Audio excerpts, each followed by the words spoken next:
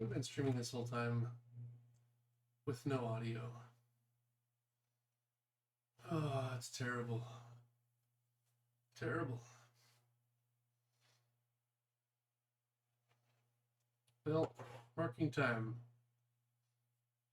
1:30. Go for an hour and a half with no audio. Apparently, not enough people watching to let me know. Alright. Well, streaming takes practice, right? Okay.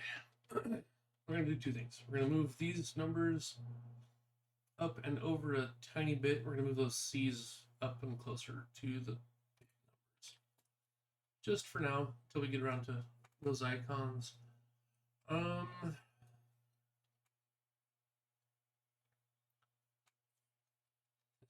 is pretty good. We can raise these up a bit. Deductions up.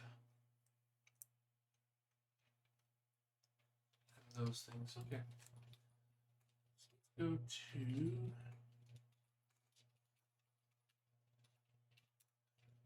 to deduction.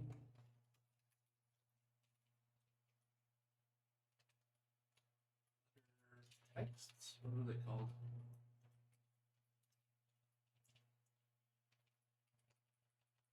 Space.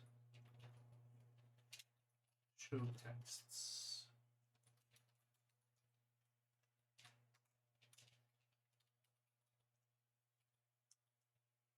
Set text, set rectangle. Y plus word height plus spacing.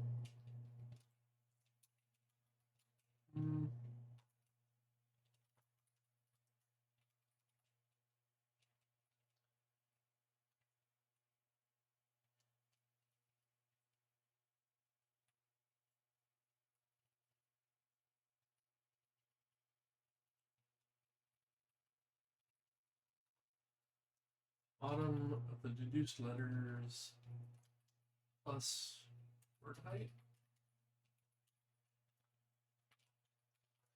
Okay, then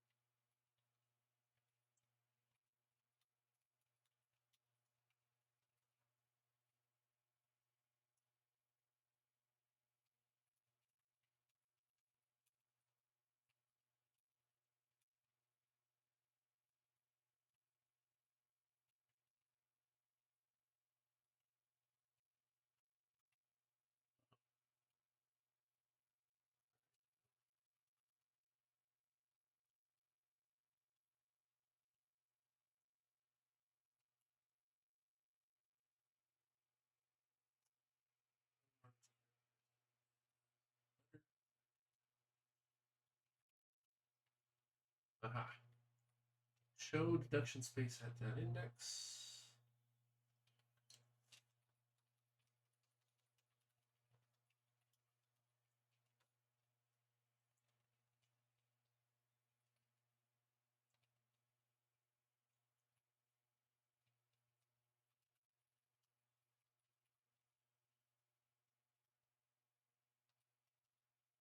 And set text, set rectangle. There it is.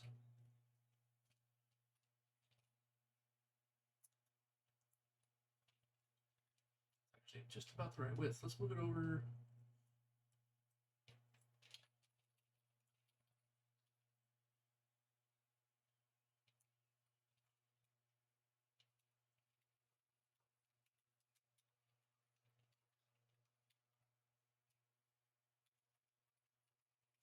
Try that. And then this Y.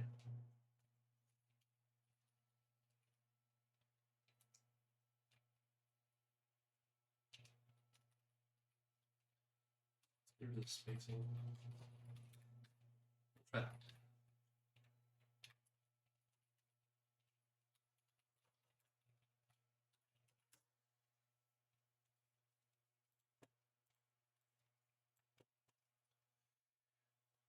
Okay.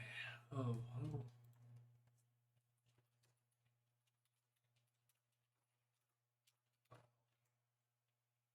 Run it.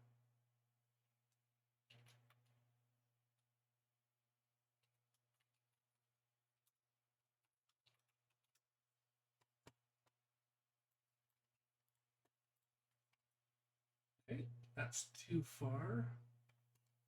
These two angles are not consistent. That's going to bother me. I'm going to have to. Oof.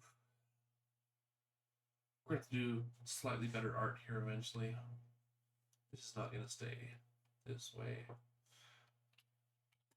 Okay, so we moved it too far on the X.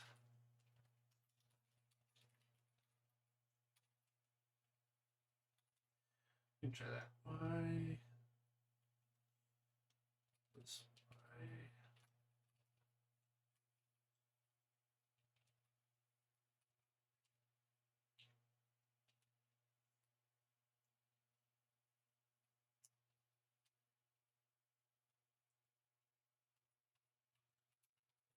Do that. Just scrunch things together a bit more.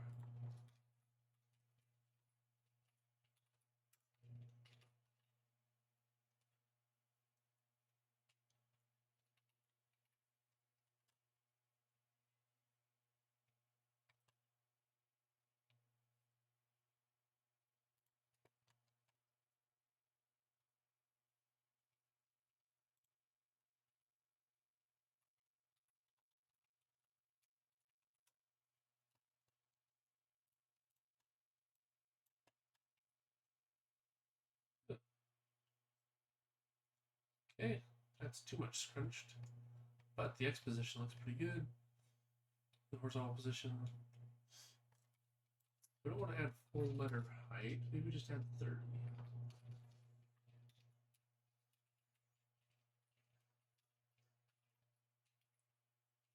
Let's. We'll just.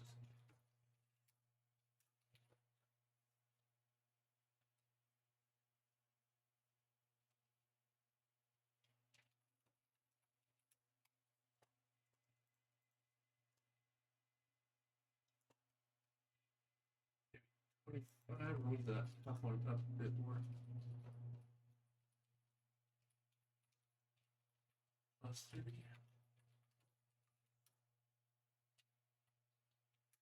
Try that.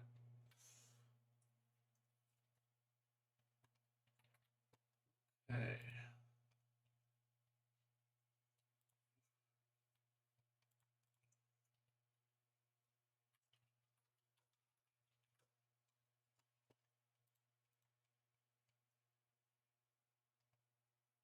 Okay.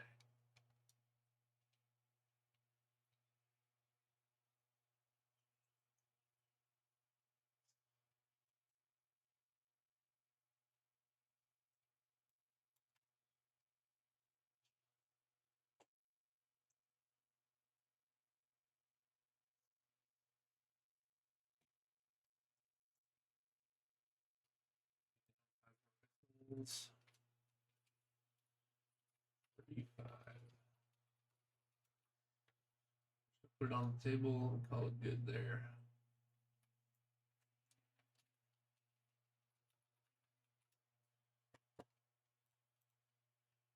Yeah, good enough. You can remove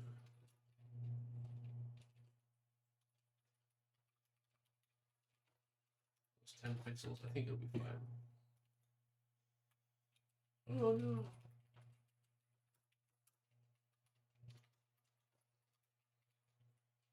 Got overzealous by deleting. Gotta keep those semicolons around.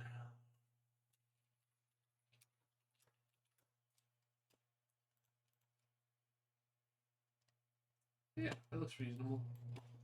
It's not great, but it's reasonable. Okay. Call that a qualified success in that the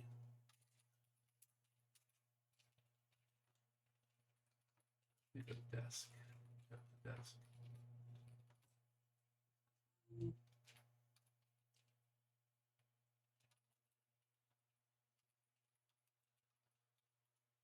Okay, we need books.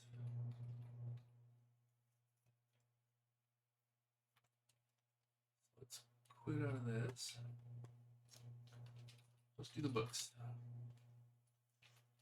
So here, let's see. Oh, okay. So in GIMP, get back on.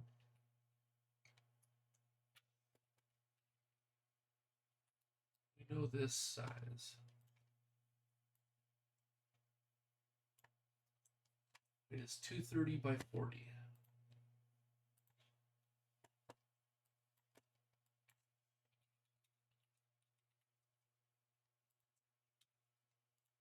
And we want to start with a transparency background.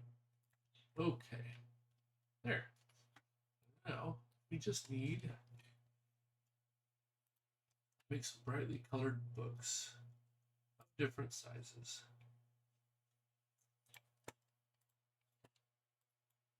So we'll go with like a nice, it doesn't have to be that bright.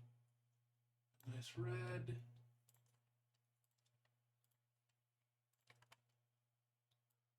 Make some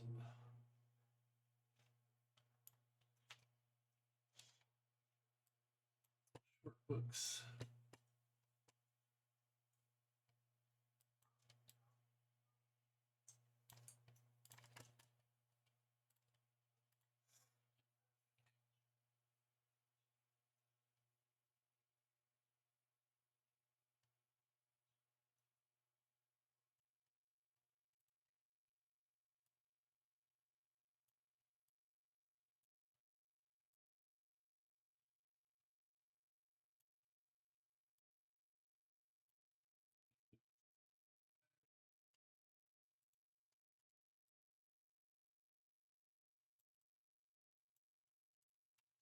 Blue.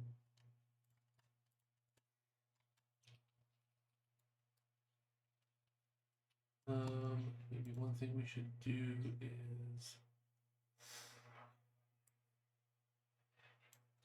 come back to that. Rotate a selection. That's a good question.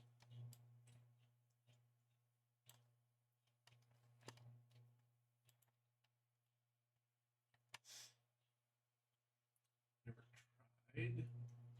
It's fine.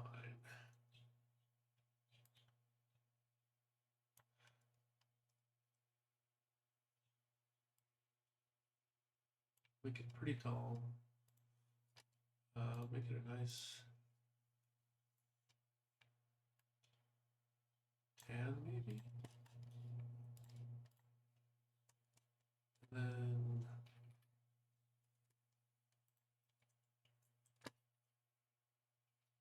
paste the new layer. And rotate layer.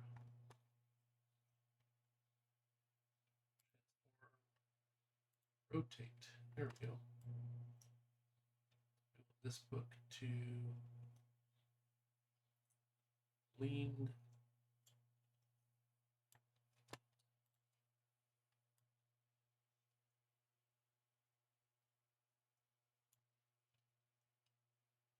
Maybe that's not a very good color.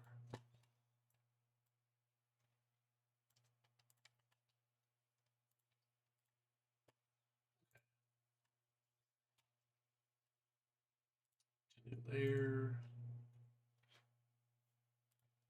Merge. Okay.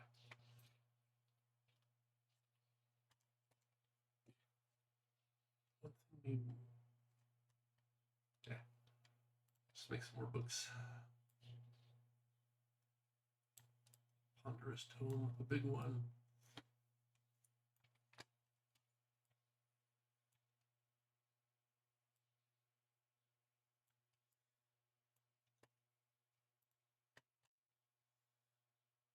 We got maybe something.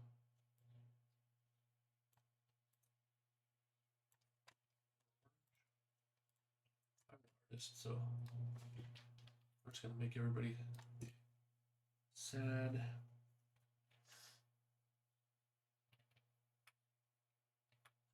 Okay.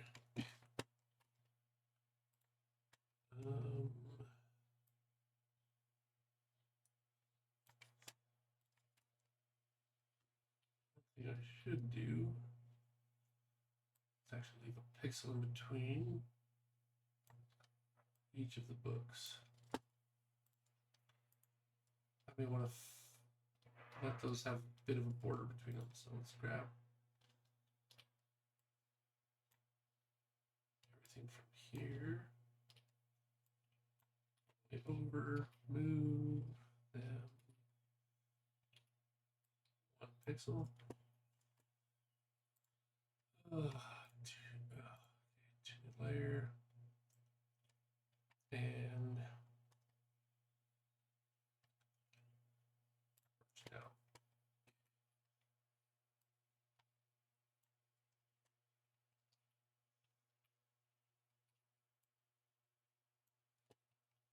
Full.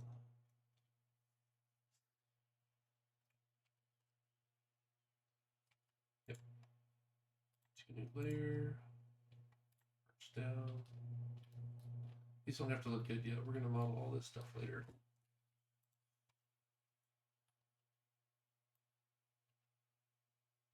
Maybe another thin. No. I need to use up real estate.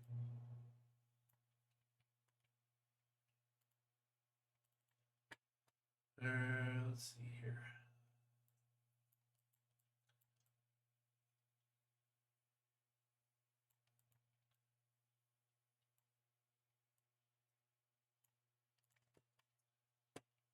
Purple. Oh my gosh, we're not even halfway through. We should do a whole bunch of the same book like it's encyclopedia. A whole bunch. Choose a nice brown, dark brown. Sure. Oops.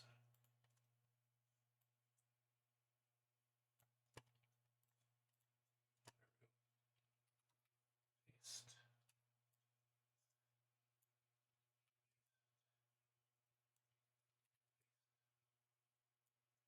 Go. How are we looking?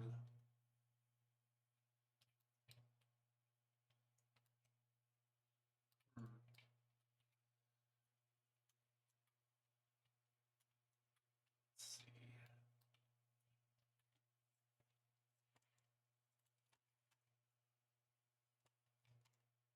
You can make another slanting book, I guess.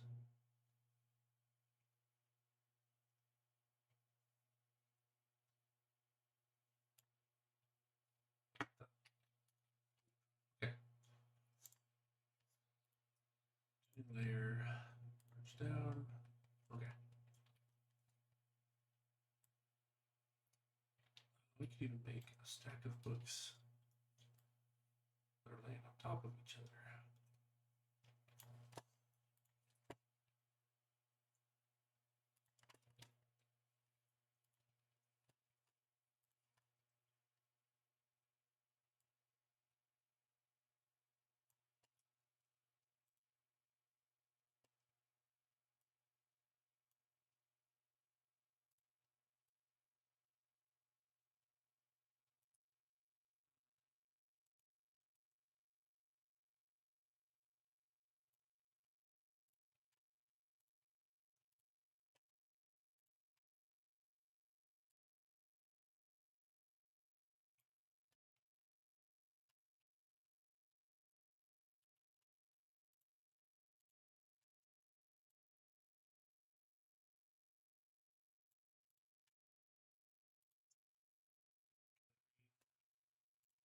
Move one more to the stack.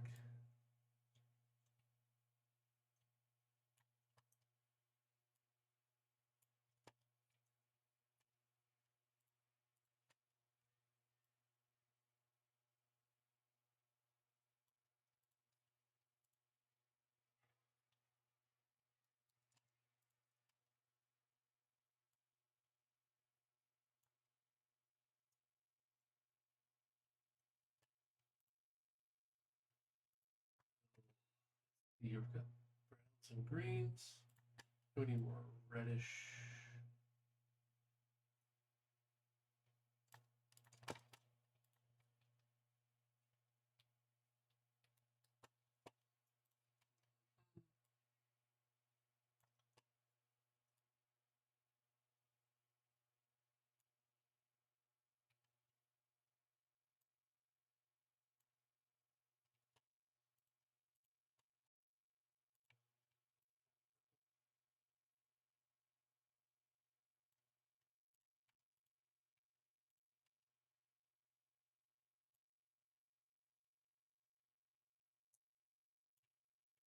Small.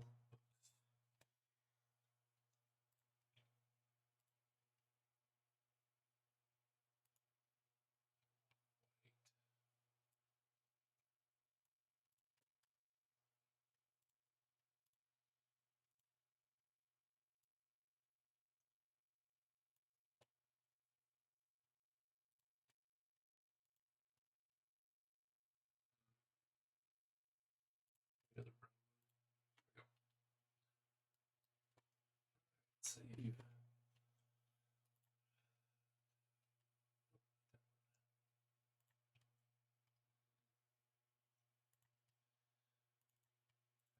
Projects, Sleuth, assets, images, books, save, export as PNG. Okay. That should be good enough to get going. So let's put away the GIMP. And back into the code. Where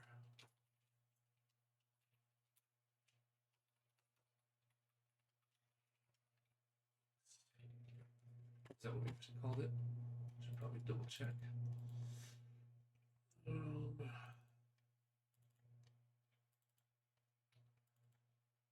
Books, yes, plural. I did pluralize it. That's good.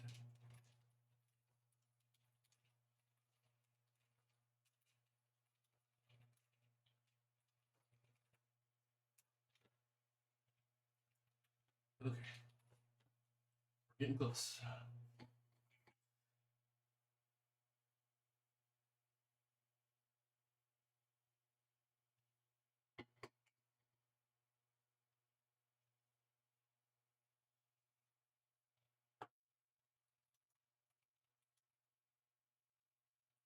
No changes yet.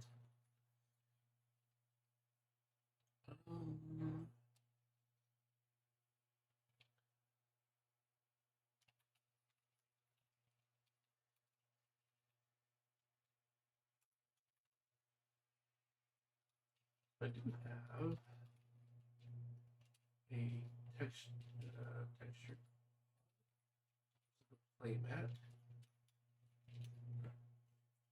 and I need texture quad up to 10.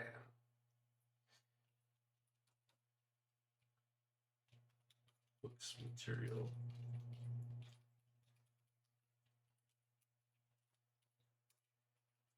All right. Oh, good question. Do I have a nope?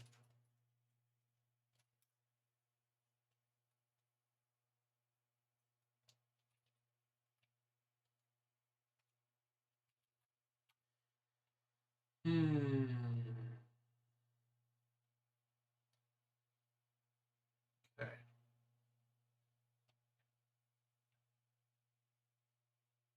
I've wanted to do this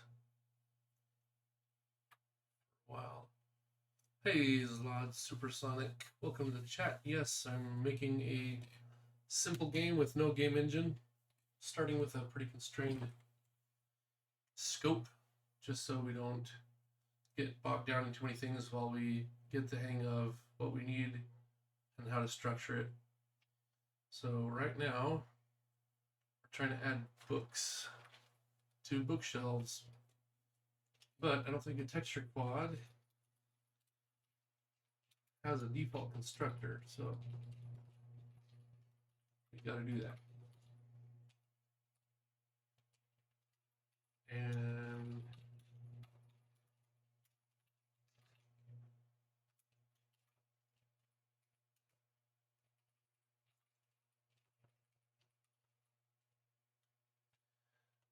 remember, I don't think the bound texture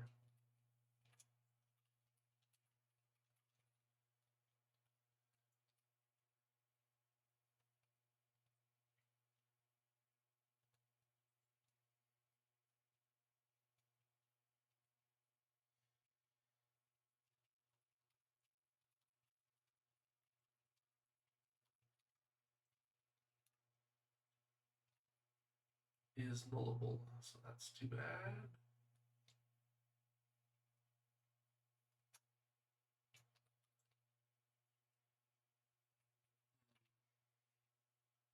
So, yep, just working through some technical things. Well, we're not doing the technical things. We're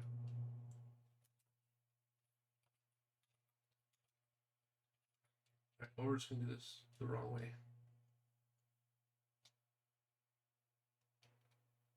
Yes, I think we're just gonna do this the wrong way. All right, we're gonna do this the wrong way. We'll come back and fix it later. We just want to get something up on the screen now.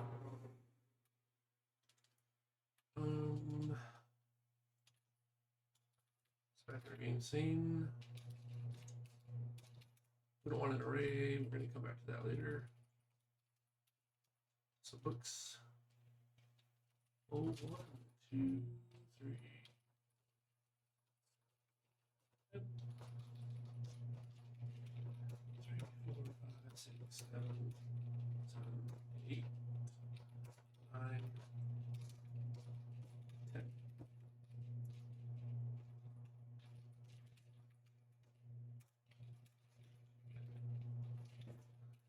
We haven't used many texture quads up until now, so support is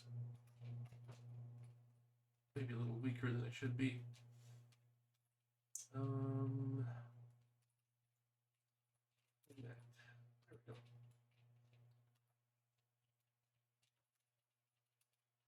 Books.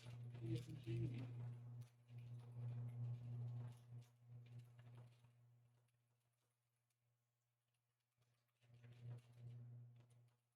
Three, 4, 5.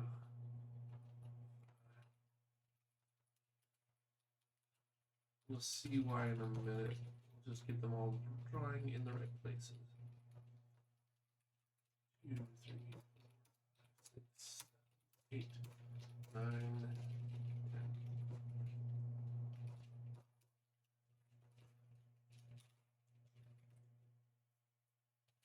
Here. So each of these, oops.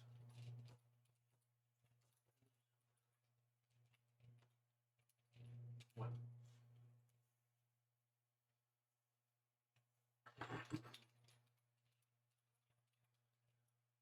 Yeah, we're gonna do this completely badly. I don't feel like going back and working with text quad right now. Books, maths, that will be pointer to some stuff.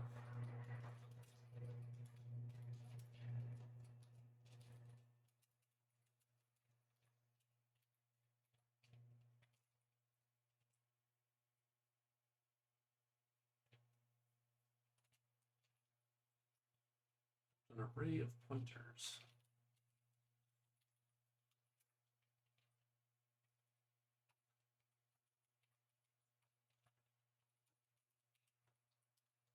Not as convenient as just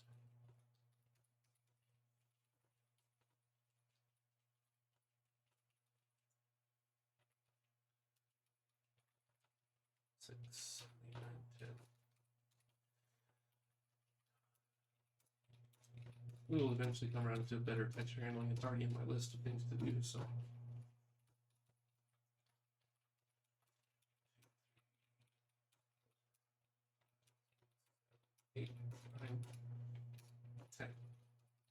Okay. Now each of these books is going to get a position from the word that's the guess that it wants to sit across. So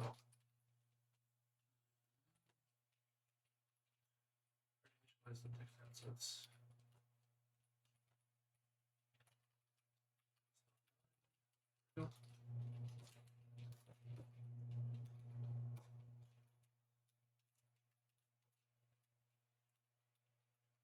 quad in index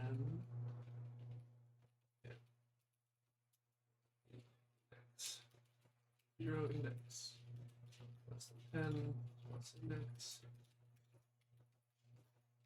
book materials index offset rectangle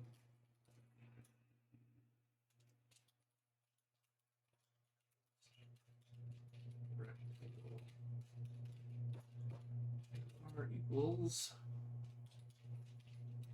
guess is text. So it's 0, 1. So it's going to be 19 minus the index dot rect dot bounding rect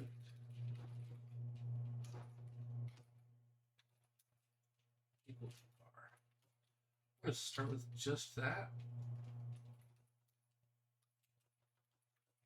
And where's my render?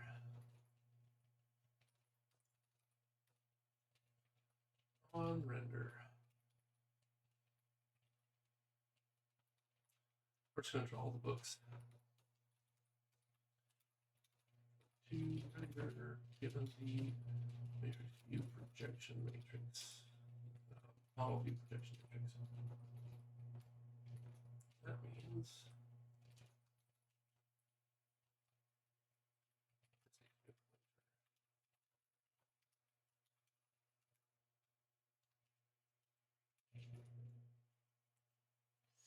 we'll see what that does. Oh, right. That makes sense. These are not pointers.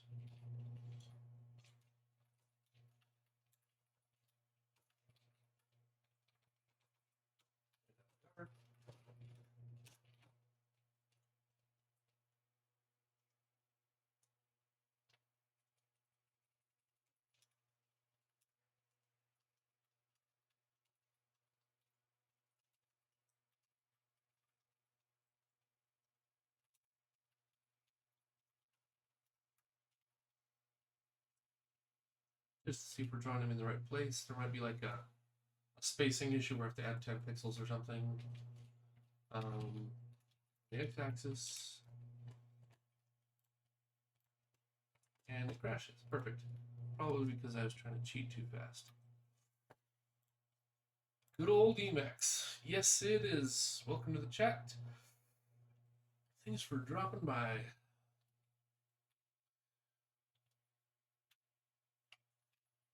Alright, well, we'll do this even worse. We'll do it. If we're going to commit to doing this wrong, we'll just do it wrong.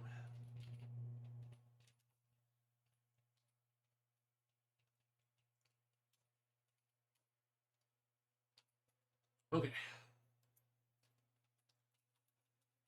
Let's that O1 dot set rectangle equal to this chunk 19 minus 0.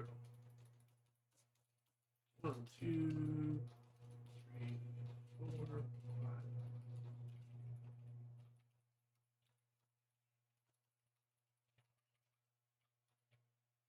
5. Yeah, okay. So what we're going to do is we're going to report macro.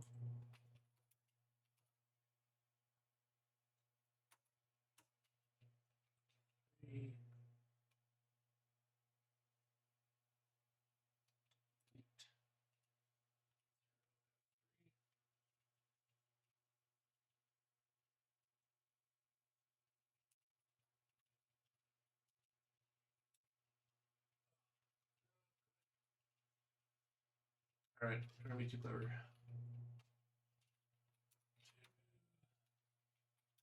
2, 3, 4, 5, 6, 7, 8, 9, 10. 2, 3, 4, 5, 6.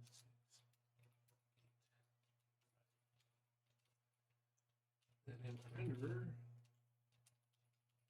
instead of a loop, just do it.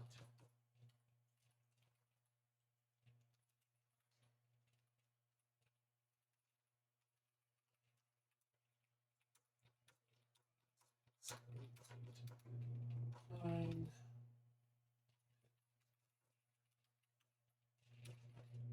Cool. Here we go. Windows or Linux. This is Windows, but my build environment is very Linux-like. I'm using msys2 with MingW for all of my tooling. In case someday I want to port it to Linux or Mac.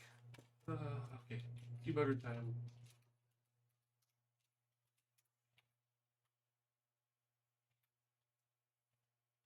So like Emacs, my Emacs shell, I've set it to bash instead of whatever Windows uses these days.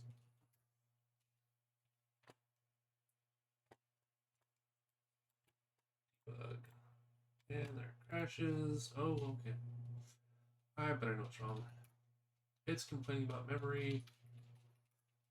It starts doing that. It's time to clean, completely rebuild.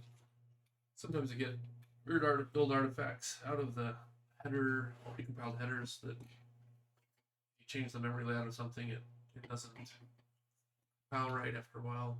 It just gets weird memory offsets. So, oops, re-embedded all my binary data.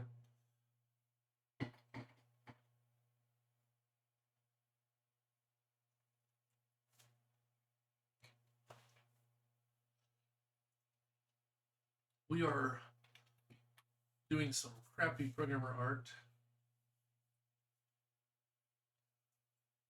We'll wrap that up here in about half an hour. We will take another look at our sound processing. There's a weird click at the end, even though I'm filling the last buffer all the way to the end with zeros. I verified that. So maybe something to do with the way the resource has been cleaned up or something. So we might look at that for a little while. I looked at it quite a bit yesterday, so I don't want to waste too much time, but we will have to keep hammering on that until the audio comes in clean. And after that, we'll start animating. That's the general plan. Look at build's about done.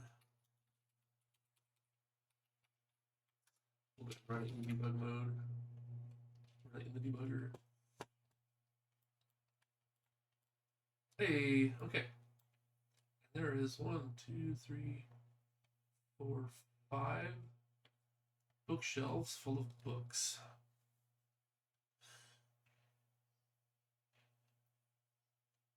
We added an offset.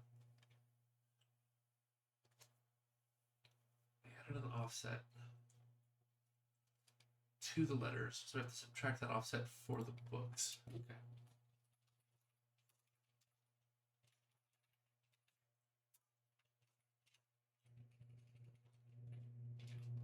Where is that offset? Let's see.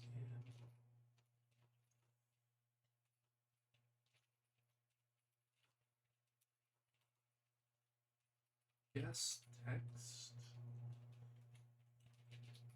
Got an X offset.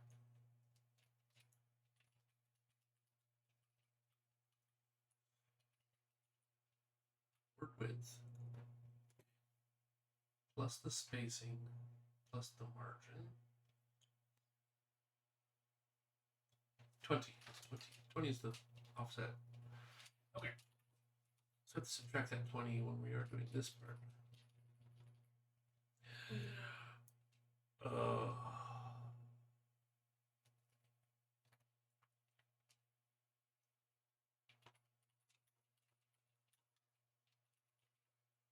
course, I don't feel like doing this the right way, which means it's going to keep coming back to bite me. to handle text quads more smarter.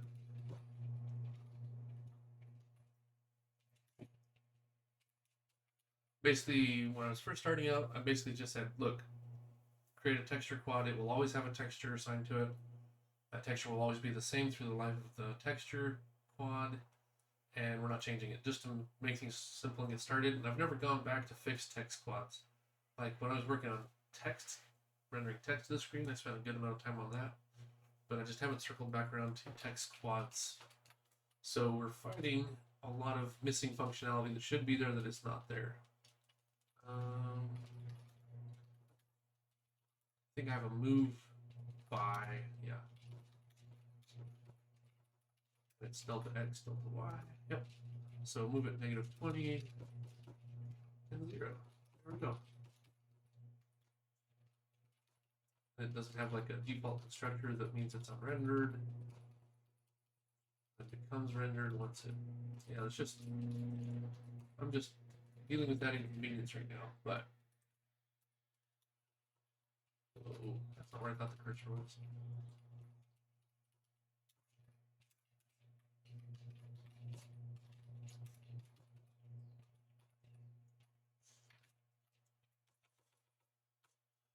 Boom. Okay. So I should move all of that stuff in the layout.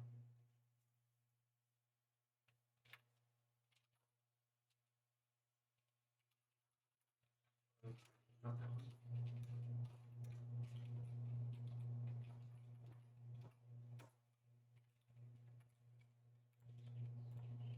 Hey, now all the books fit on the bookshelf.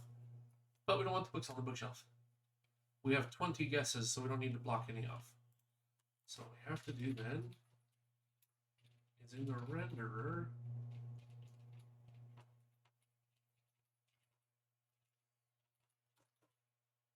and 1 and 2,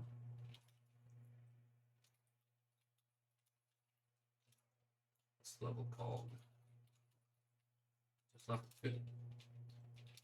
If underscore level is greater than 1,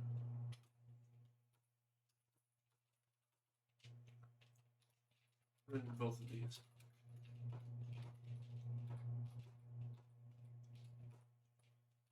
Level is greater than 2.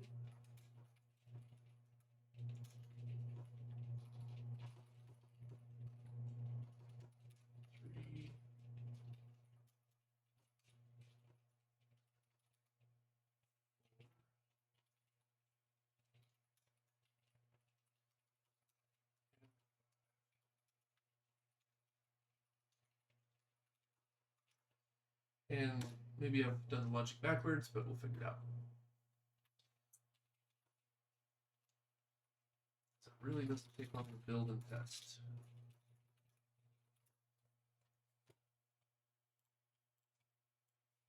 No books, good.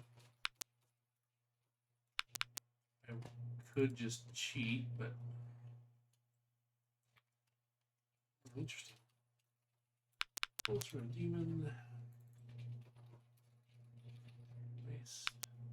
Oh wait, what am I doing? I know all those are in, therefore nothing else is. 3D. These are all out. Logs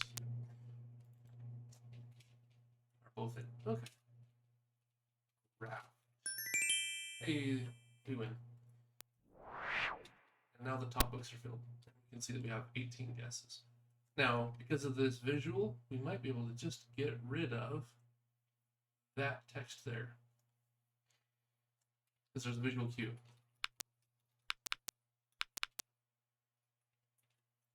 Okay. Demon.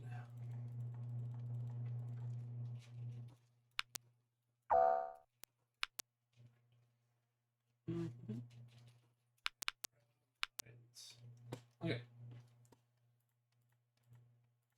This will all become graphics eventually later. For now, it's not. U N L U N. Okay. What we're doing is we're looking for contradictions. M and O have to both be in, R is out, T has to be in, and that is no contradictions. So, interesting.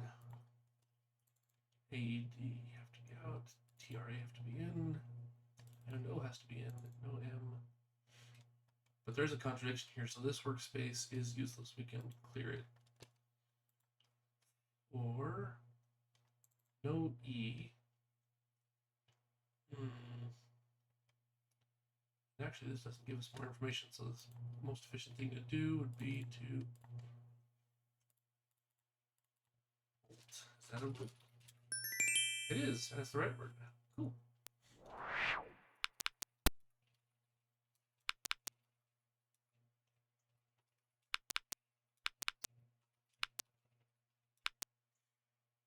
None of those letters are in, neither of those. E and D are in, M and O are out, S is in, I is in, and not the letter P, B or Y.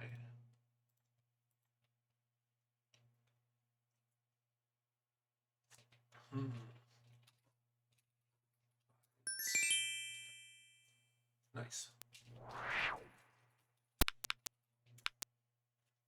Ooh, interesting.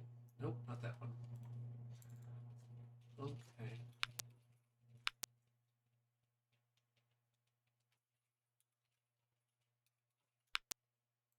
Okay. Now we need more letters than we found. DD. Good. Logs, hard to say. Jacks has a good chance of being useful. Why don't we just work through what we've got here? Copy the workspace 1 into workspace 2, 3, and 4. UN, not H. U, not NH. Not UNH. Okay. So T would be out. O would be out. S would be in. JK, BY. That actually is consistent logically. No T. Yes, O, no S. BY, JK. Interesting. H, O, and NS both are consistent. Okay. No O, but there's already a logical consistency there. So this workspace is useless. BY, JK.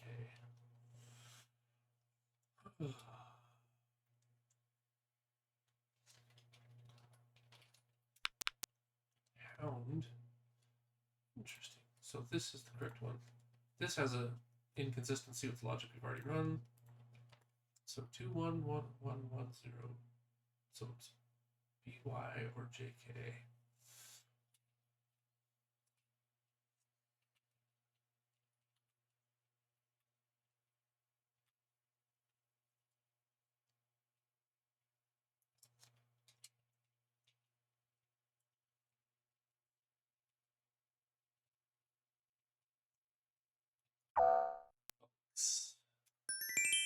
There we go.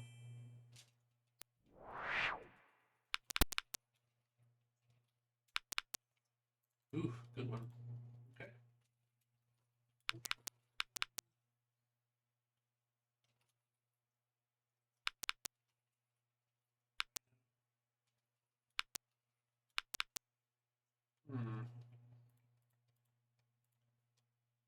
I, E, not S.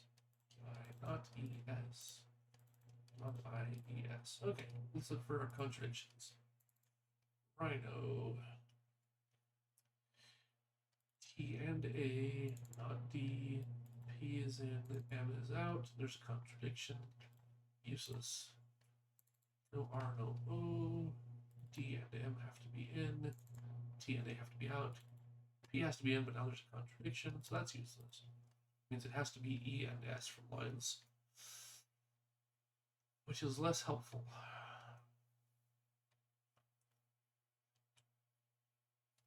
P is out because of chips.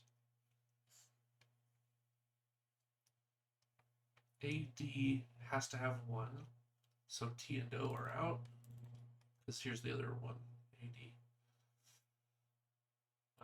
P and M are in. D is out, A is in, 2, 2, 1, 2, 1, 2, 2, 3. Okay, smear. Mares. See, this is a problem. This word has like 5 different anagrams, so we could have easily put them in there.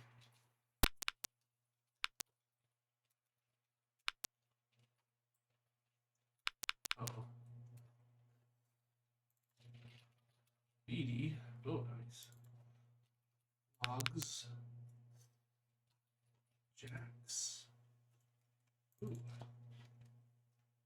Curious.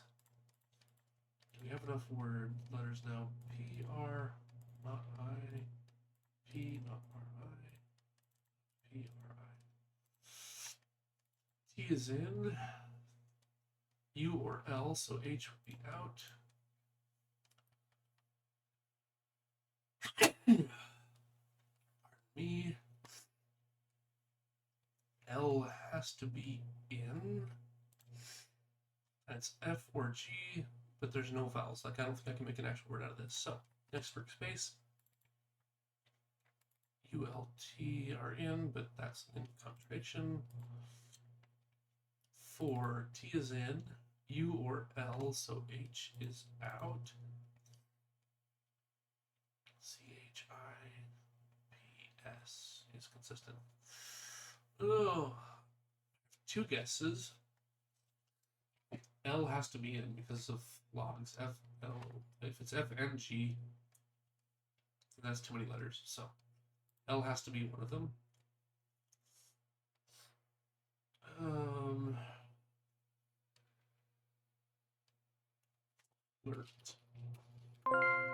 Hey. Okay, so this is a sprint run, which means we had to get 6 out of 6 words. And we did it in 8 minutes and 30 seconds. It's been a long time since I've done an actual sprint all the way to the end.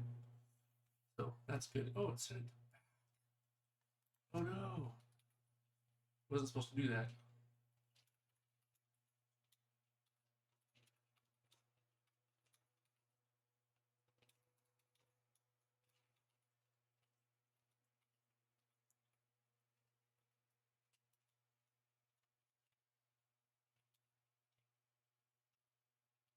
Oh, there's a couple places where we do it. Yeah.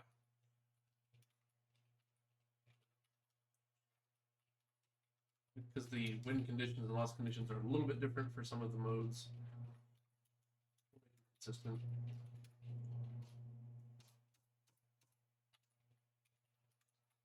Cool. Okay. Back. Quit. So the books are working perfectly. Awesome, awesome. Go back to our journal. We've got the books working.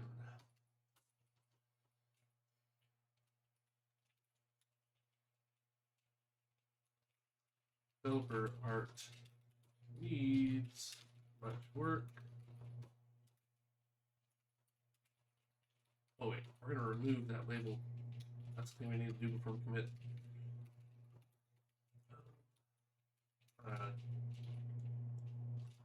What did I call it? Guess count label? Here we are.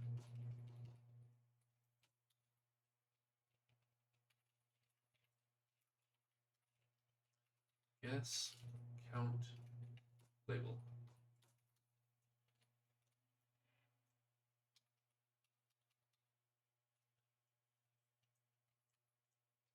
Because we have the books. We don't need this anymore. It's much better to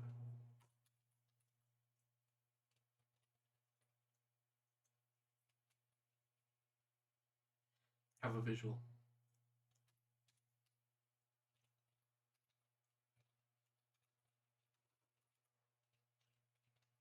Let's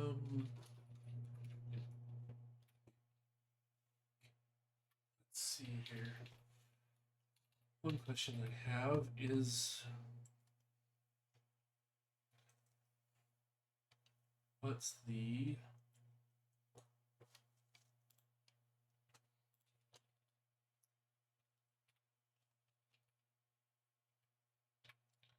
spacing for those other labels that I made? Let's take a look. So I remove that. Golf mode. Yeah, so there's a whole big blank now between the total guesses and that level. And the sprint mode has a timer. Yep. So those can both be moved up. I still need to change those colors.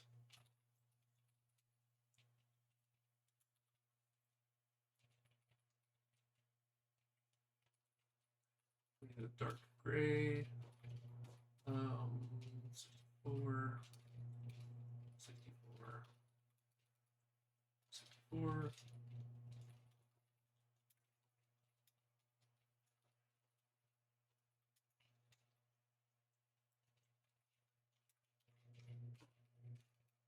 Level label. Nice.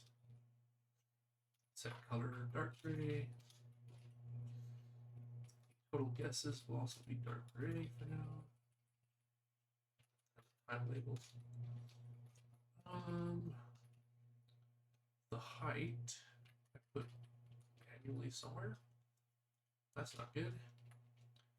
20 plus 4, 10 plus 40. Let's just go to 50 and 50.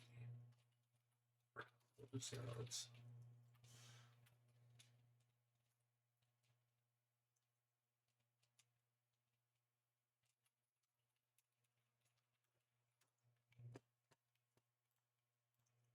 Okay, nice. So those are more readable. I kind of want to move these up a little bit. These are the deduction letters.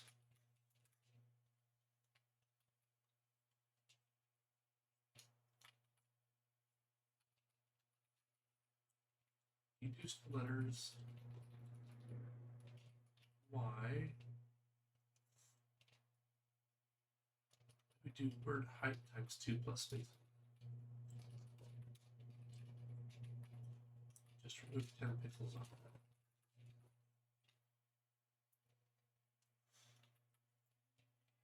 that. Ooh, that's because it's still running. So part of the plan is this purple box is going to become like kids blocks.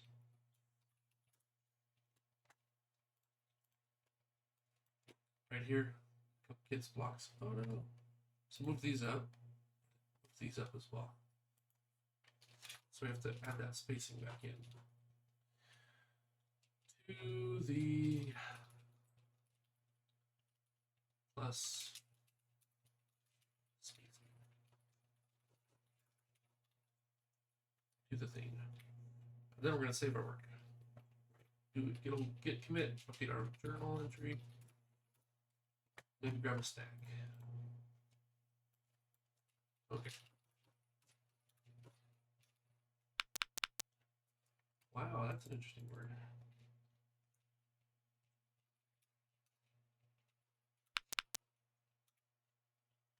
Those are in, those are out. S is in. No more guesses necessary there. BD has one, logs has the other.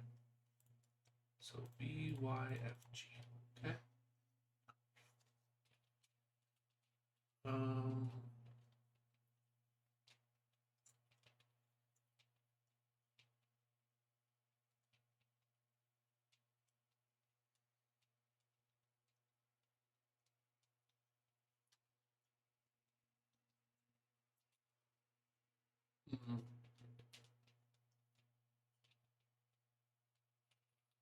We have plenty of guesses available, so we can just do this the hard way. Link B, it must be Y. Casty, Catsy.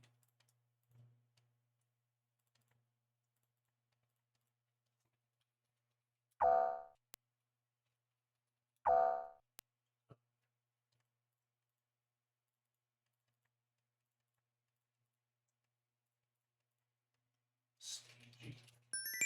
That's a word. Interesting. Okay. We're just gonna fill up and lose.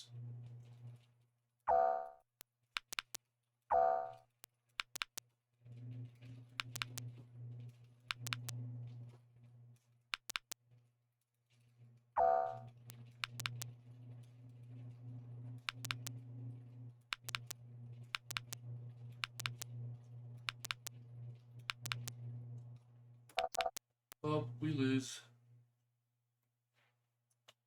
Yeah, those books don't turn out too bad. As a beginner programmer art first pass thing. Cool. Okay, now we can save our work. Back to the journal. Okay. Art helps a lot.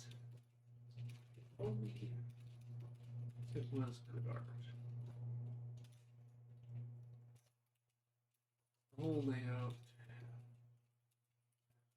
change when we add bow perception depth. Depth.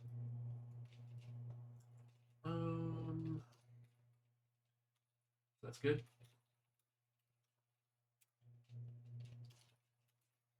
I'm gonna add everything.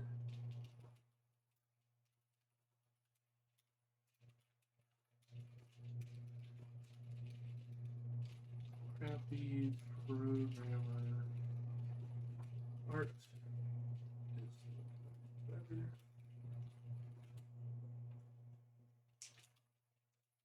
Books removed. Yes. Label. Okay, nice. Back into the journal. We told ourselves we were gonna spend a few minutes looking at this audio. Click at the end of recorded sounds. Yes, I'm finding it terribly sad. One thing we're gonna do is set the volume on the click a little higher.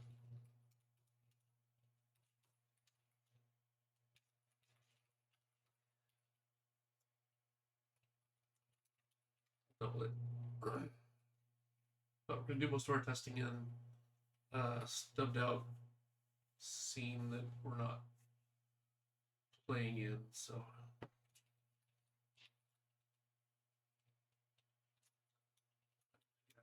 update to the journal. Better text handling, especially around books. Okay. That could be cleaned up a lot, but that's okay. So let me go grab a snack. And we'll come back. We'll take another look at our audio issues. Just tidy up a little bit here.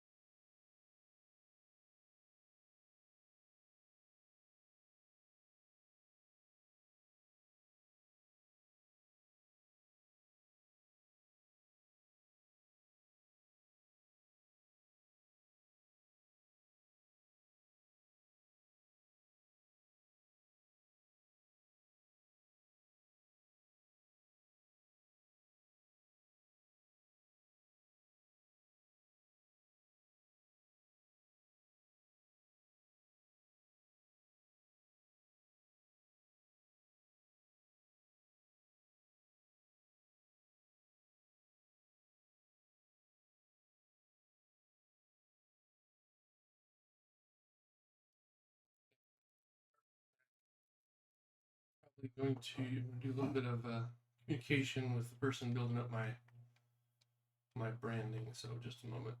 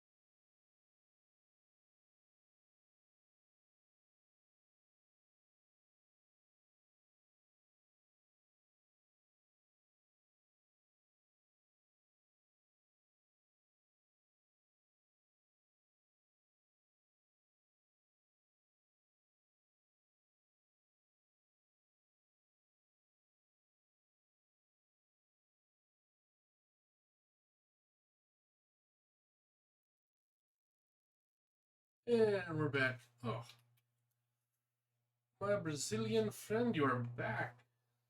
Welcome back. I'm just getting a snack. We're making some good progress today. If you are a big fan of bad programmer art, let's go ahead and pull that up for anybody else who might have showed up in the meantime. So we now have some art that actually lines things up a little better. Showed some issues we had with our layout. Oh, interesting.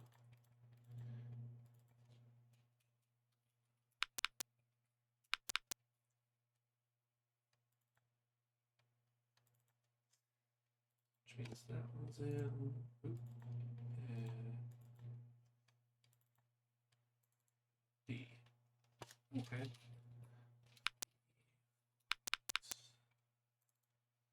There we go. It's F or G.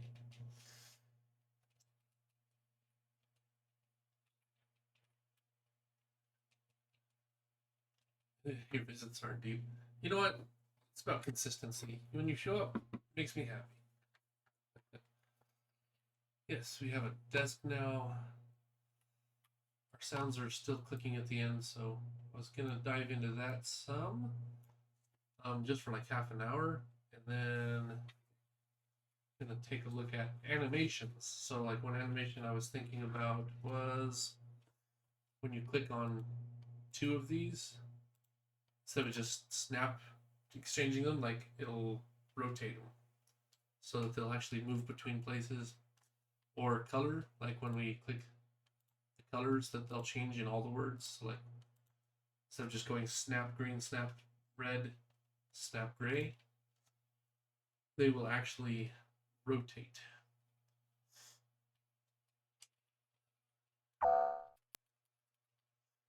So yeah, some good things planned for today.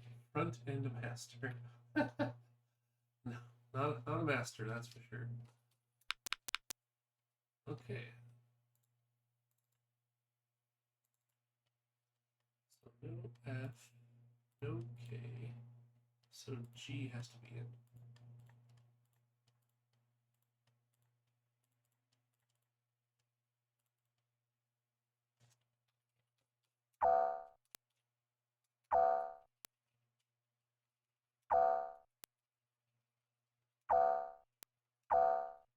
Hmm.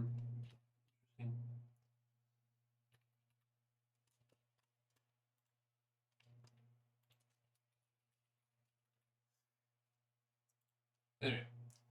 Oh, well, here, we can cheat. Selected word 62.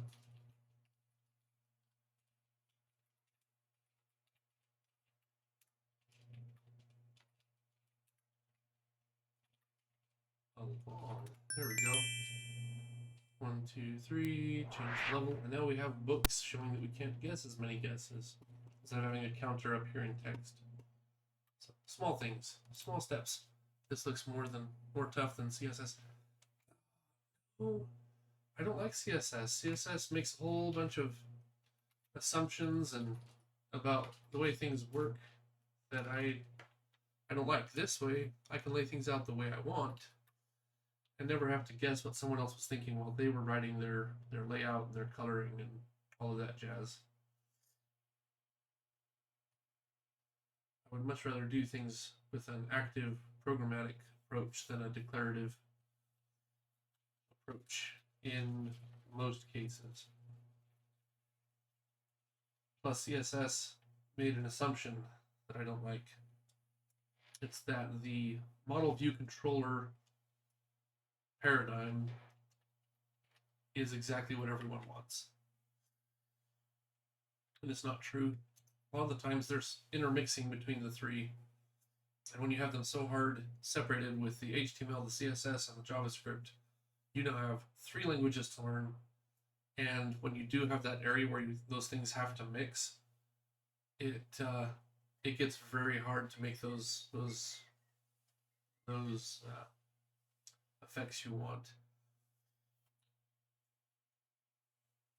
Which is part of the reason there are so many frameworks. They're trying to build on top of these things and make things more possible than before. That would have been very, very difficult with just the basic tools.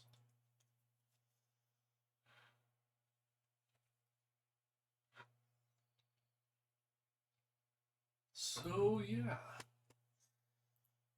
one thing we want to look at. I'm only going to spend half an hour on this. I'm going to set a timer just so I don't overshoot because I'm interested in it.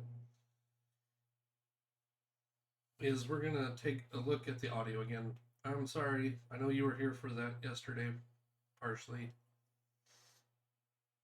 But I figure if I spend half an hour on it a day, between fun things, I might get it a bit beat. So we're going to start the timer.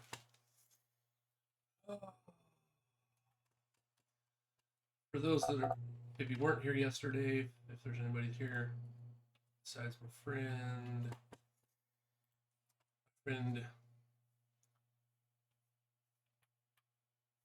in here, I've recorded a whole bunch of sounds, and when we play them back, like let's see here, I think B was a good one. There's a chime, and then right at the end, boom, there's a click. It's not very loud in here, but there's a beep Yesterday I spent a good amount of time verifying that the last buffer is this Linux. This is not Linux. This is Windows, but I run a very Linux-like environment within Emacs. So my Emacs shell is a bash shell. I'm using GCC, not using any Windows build anything. But I am building this on Linux, on Windows.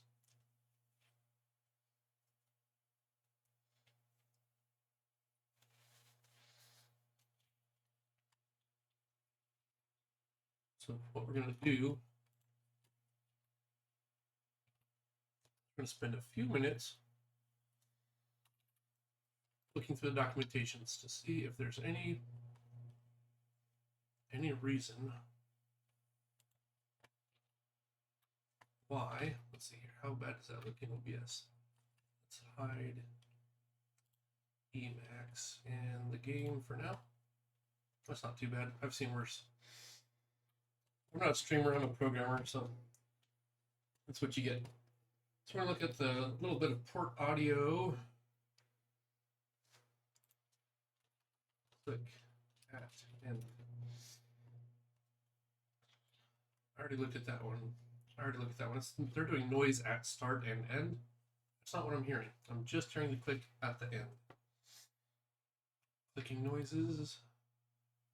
I don't know what that means. We'll look at it. That's Logic Studio, so it's probably not applicable. I'm probably already past that level of documentation. This says I've already had this link open, so I'm not sure. We're going to look about half an hour to figure this out.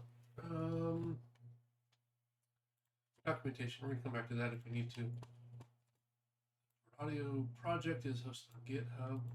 If there's discontinuity in the audio, which there's not, we've looked at it, a jump from 0 to half the minimum signal level in one sample. My audio data is fine. Dropouts. But it's only at the end, so I've already provided all the audio data.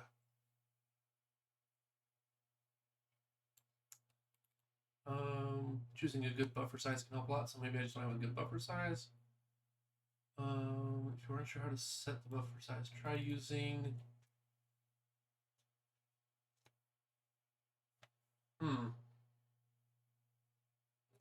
well, we can try that. But it's always on the last, no matter how long it is. So I don't think it's a CPU loading issue. Plus my CPU is a beast. Is this my full-time job? Game making? No. So up until now, I've worked in simulation, wireless sensor networks, desktop applications. Oh no, I've gone infinite.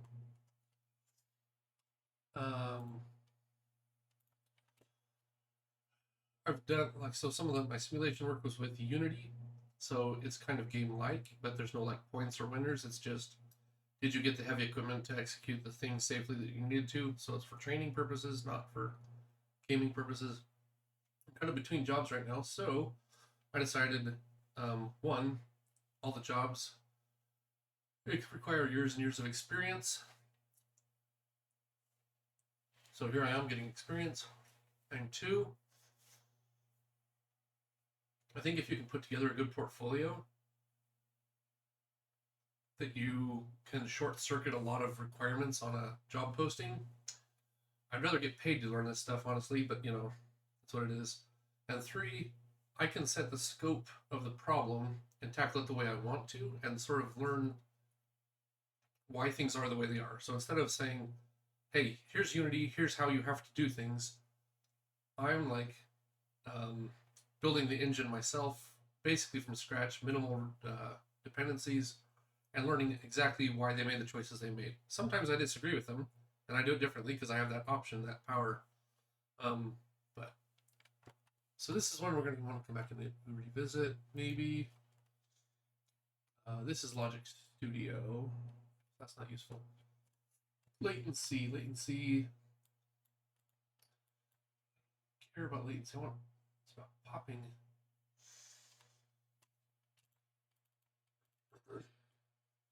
The only delay the port audio can control is the total length of its buffers. Number of buffers and frames per buffer. The latency is affected by the buffer. Oh, also, I suppose now is a good time to plug my Discord in the chat.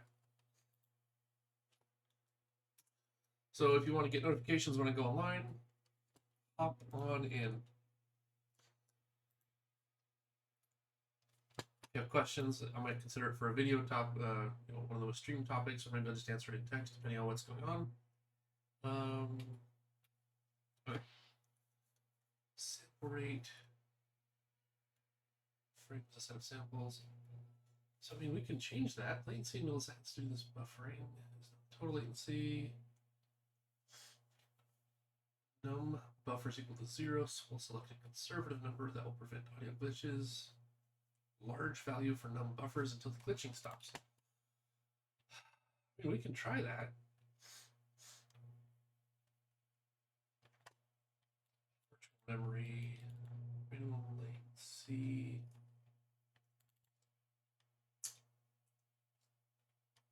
See, I don't think this is the problem, because I don't think it's a latency issue. At end of audio clip. Oh, this is why it was useless. Because nobody had an answer.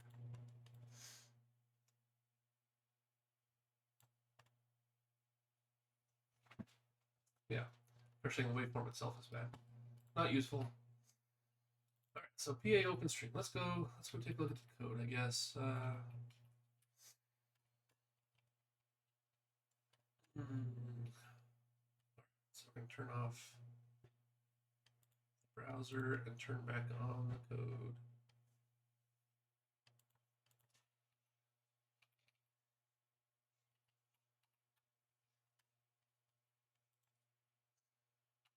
And we can go ahead and go out of this program running.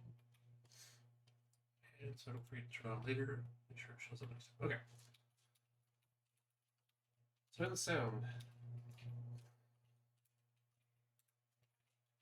we had a bunch of things that we were looking at last time that were not helpful or told me that I was doing things correctly.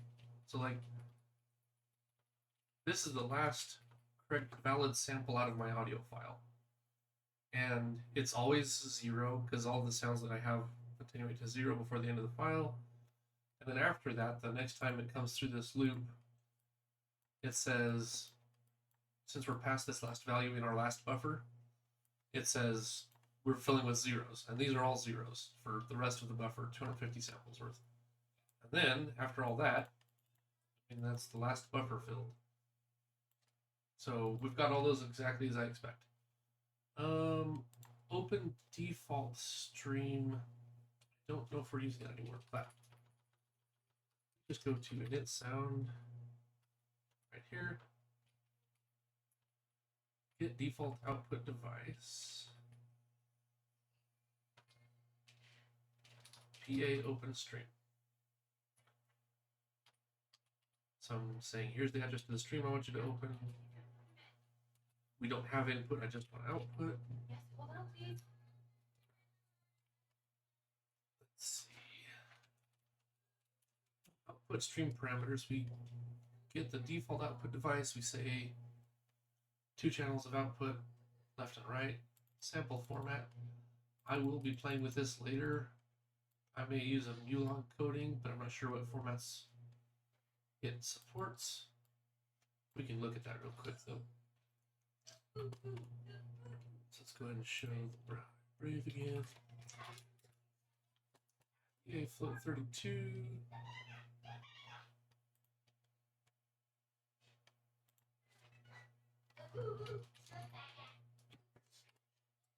They're like a mu.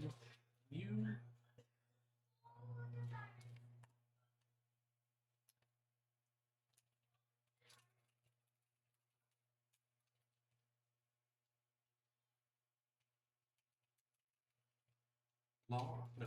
Okay. So it doesn't specifically say that it supports mulog coding. We'll go. Just a note for me to look at. Okay. Get the device info. Tell me what your low output latency is. Okay, let's make it high output latency. So we're asking the device what its latency is.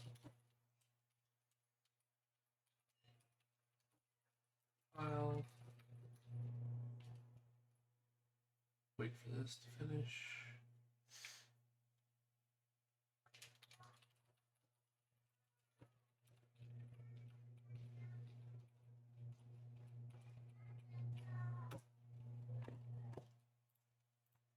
Oh, not this one. Go back. Go in here.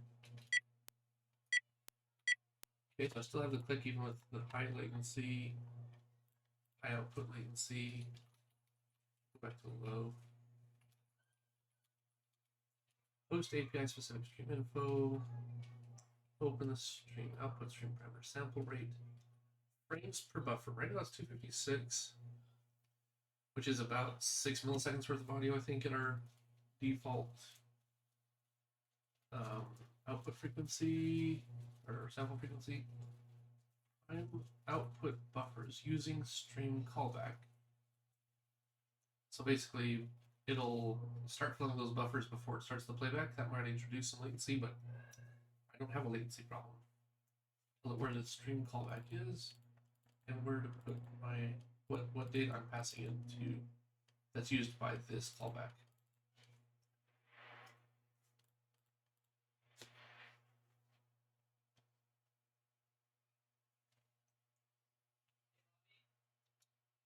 We can change the frames per buffer. That is within my power.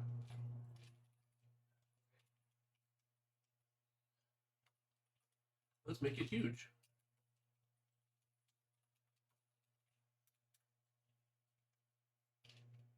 Make it 4 times greater.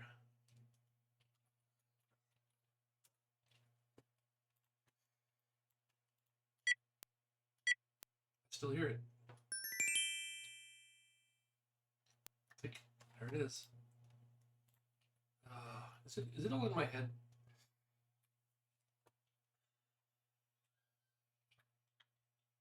$15 more minutes.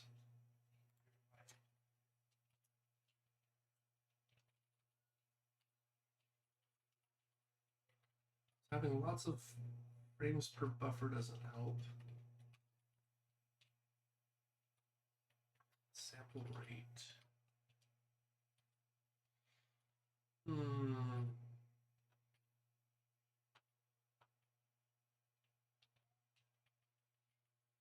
And then here's the data that I pass in. I just initialize a bunch of settings to default values. All right, just do a little cleanup here. Waveform and frequency.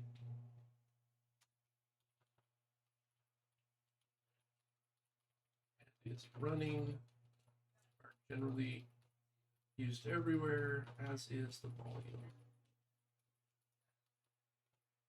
Sound index, PCM data. Oh wait, waveform and frequency. There.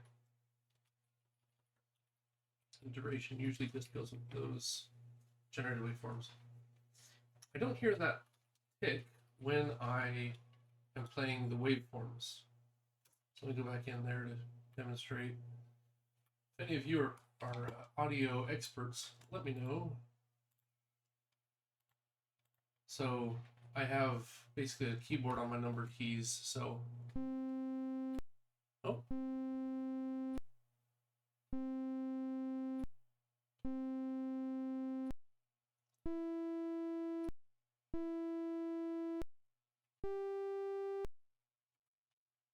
That is clicking a little bit.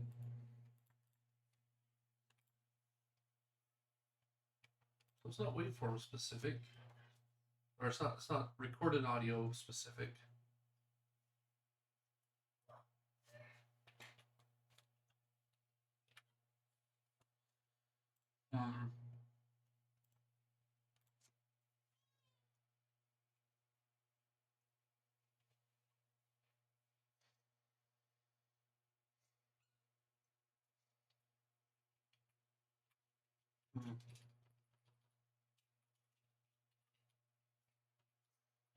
It's not latency, it's always at the end.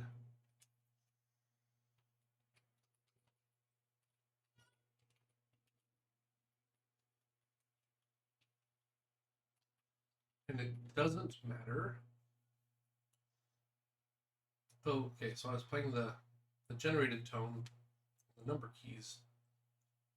That click would not happen because of, whoa, wait a minute. It happened because of that in-stream callback. Does pause calls PA abort stream. You know, we just go with stop stream.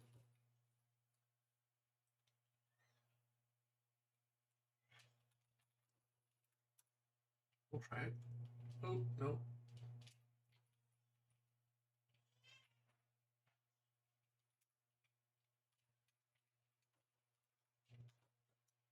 I don't think that'll make a difference.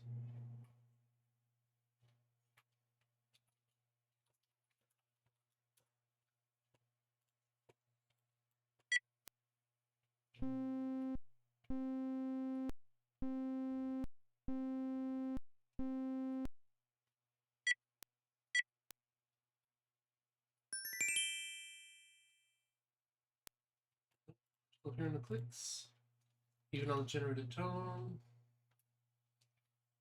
So we can go back to abort.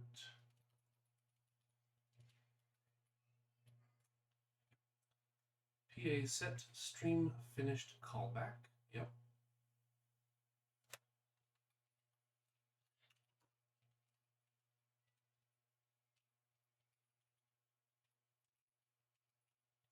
Basically, abort just says finish playing. Don't bother finishing playing the current buffer. Just stop as is. There can be some built-up delay, or well, it doesn't do that. It says don't bother finishing the other queued up buffers. Just finish your current buffer.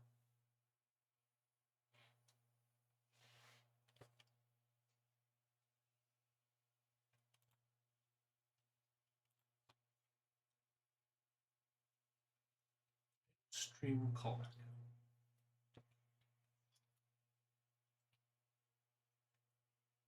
There's something I should be doing inside that.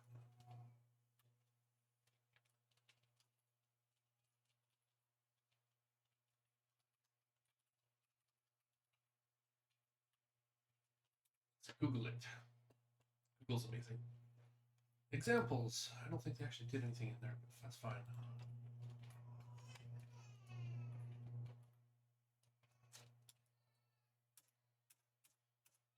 Okay. Set this callback.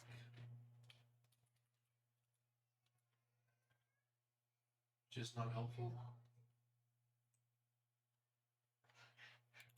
Stream finished.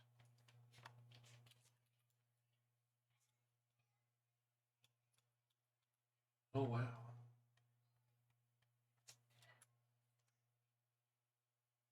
Going to give me the implementation of this method. Oh, file. Project Audacity. Okay. Do that on a search for PA.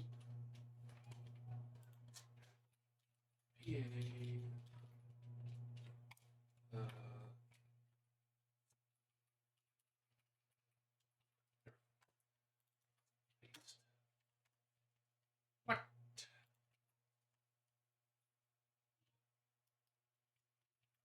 Okay. Oh, it's 404. Delightful.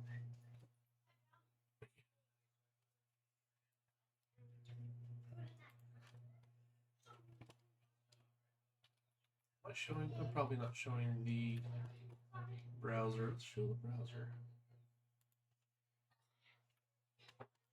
Basically, I found not much here. Okay, let's go back to the port audio documentation.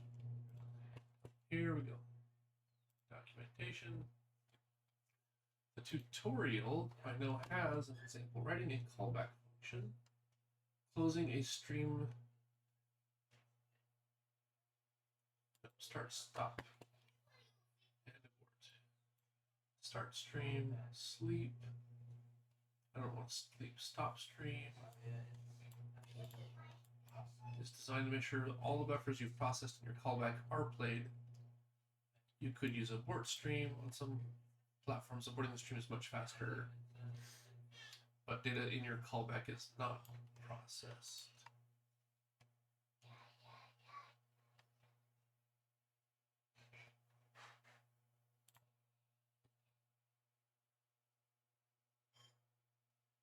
Full stream, no.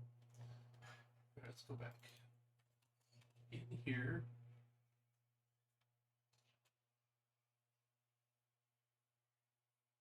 Writing the callback function. Nope, no, not that way. Back.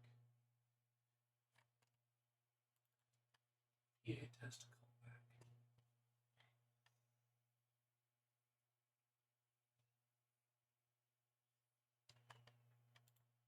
Initializing the audio. Opening a stream with the defaults, which we're no longer doing. Closing a stream utility functions. Get version. Error text. Is stream stopped or active? Stream info. Stream type CPU load. Sample size. Sleep. I've used all this. Locking read write. Exploring for audio. I might have looked for.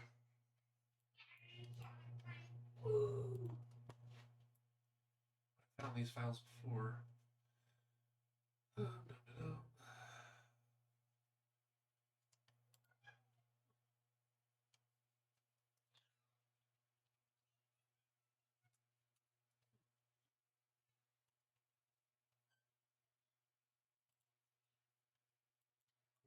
Play. They're not. Using that callback.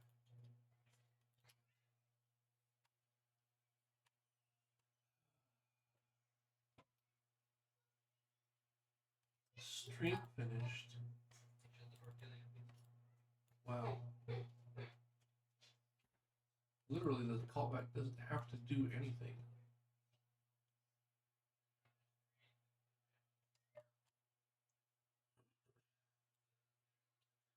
No message. Start the stream. Stop the stream. Close the stream. Stream completed with a message.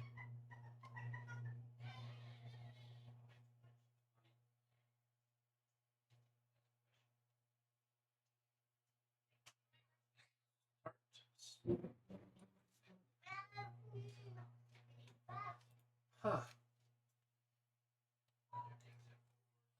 don't know why it's clicking. We've got 5 minutes left. Figure out why. Oh. Before we do something interesting, we'll move on to animation here shortly. This is kind of killing me here. Is it my headphones? My headphones here sounds all the time without clicking. Okay, maybe we play the sound with Audacity or VLC. We can do that. Let's get a. I think Audacity is something I can share.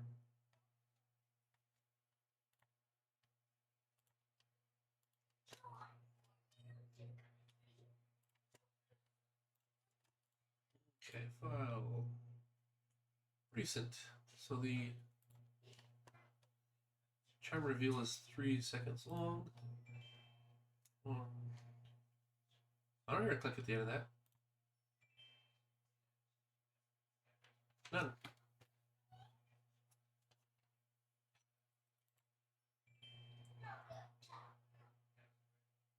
So it's not my headphones.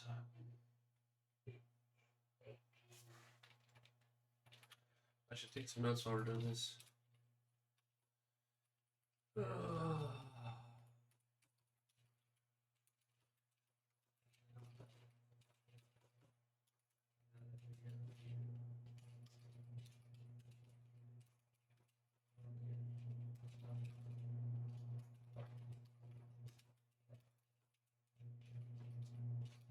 Is ended with zeros. Verified sound ends. Silence. Verified playing sound in Audacity. That it's not my headphones. It's not the samples per buffer. It's not stop abort. What else did we try?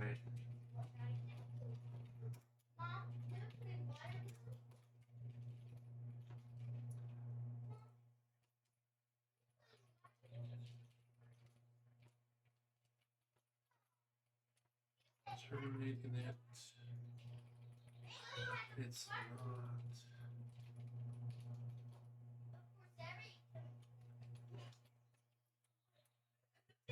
It's not what else going on?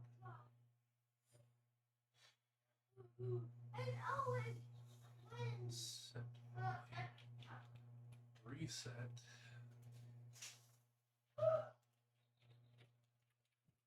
Let's see here.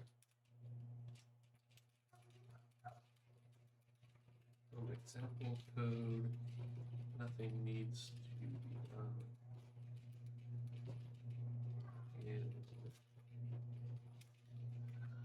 And screen callback.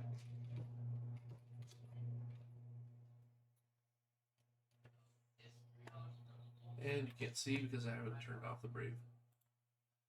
Okay, so we tried a bunch of things today, none of which fixed the click. That makes me sad. But this is some very good habanero jack cheese. And I think a bit of Dubliner. So that's good. Not a complete waste.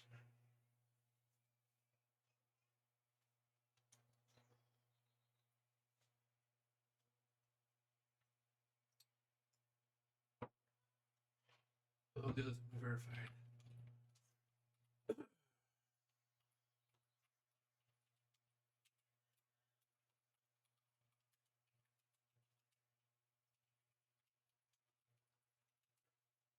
The other thing we verified is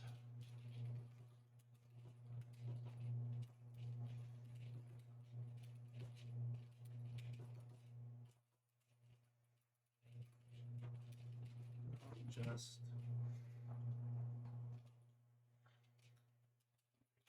sound playback. Easy to hear.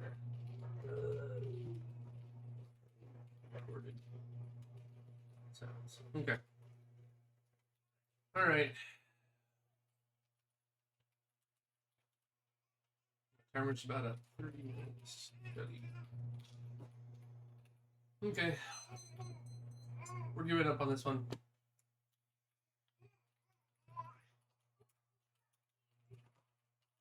Giving up for today. I thought maybe at the end of yesterday that just a good night's sleep, looking at things would help. But it doesn't seem to help, so. What's going on here? There we go. Alright. Oh, well. We've looked at it, we didn't fix it, so it goes back up in the tech stack.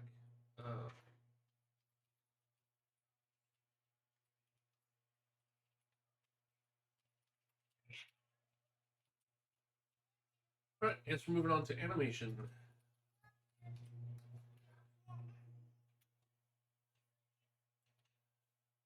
All right, a lot of things we're doing right now are just happening within a single frame.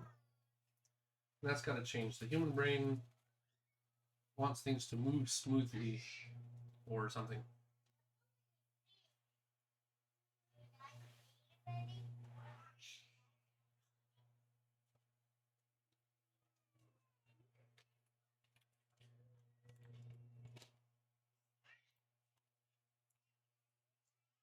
So we're going to try and do that. Make sure all the right. Nope. Okay. Almost 4 o'clock here. 1 more hour. Okay. Luckily, I may be able to cheat quite a bit on this one in the fact that I've written the easing code so many times. So let me see. So you can just grab some files and we can then talk about it. So you're not lost. Where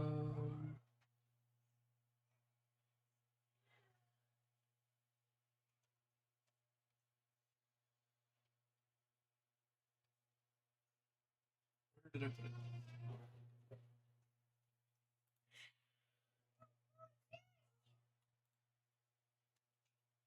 Did I put that code? Get up.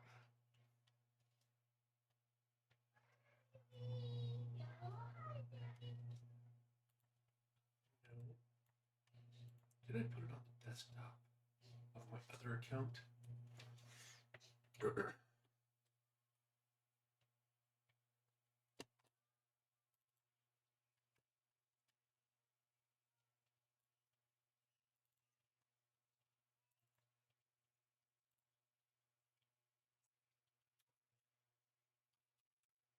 Yeah.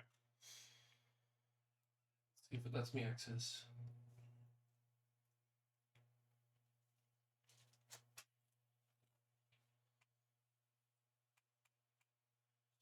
That folder.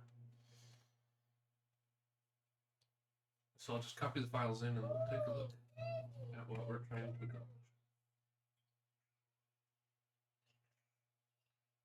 Maybe we skip that and just do straight interpolation.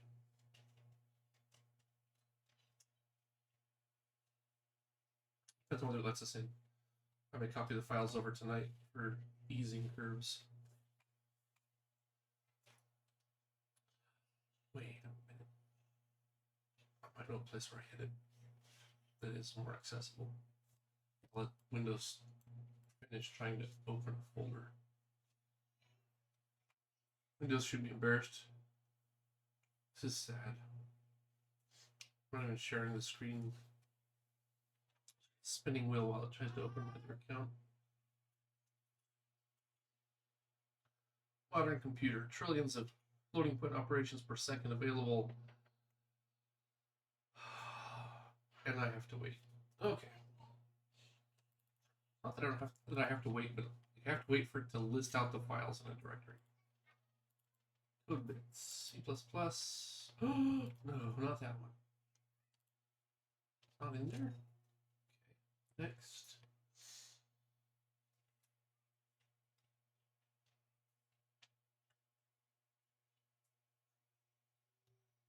Where did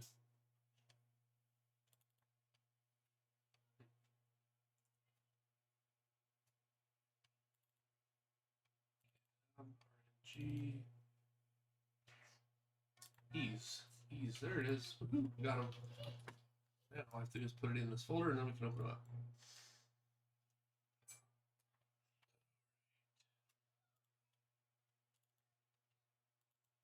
Projects, source.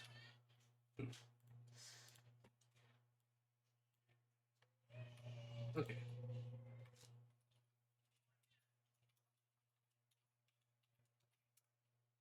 Okay.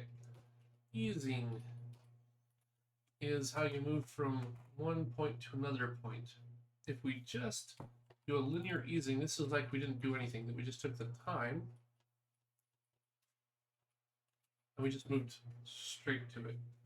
Let me find One of these has a good animation. Let me pop that up in the browser and share. No, this is not the one. I mean, that's good easing methods in it, but that's not the point. There we go. Oh, that's not an animation. It's fine. All right, let me show what I'm talking about.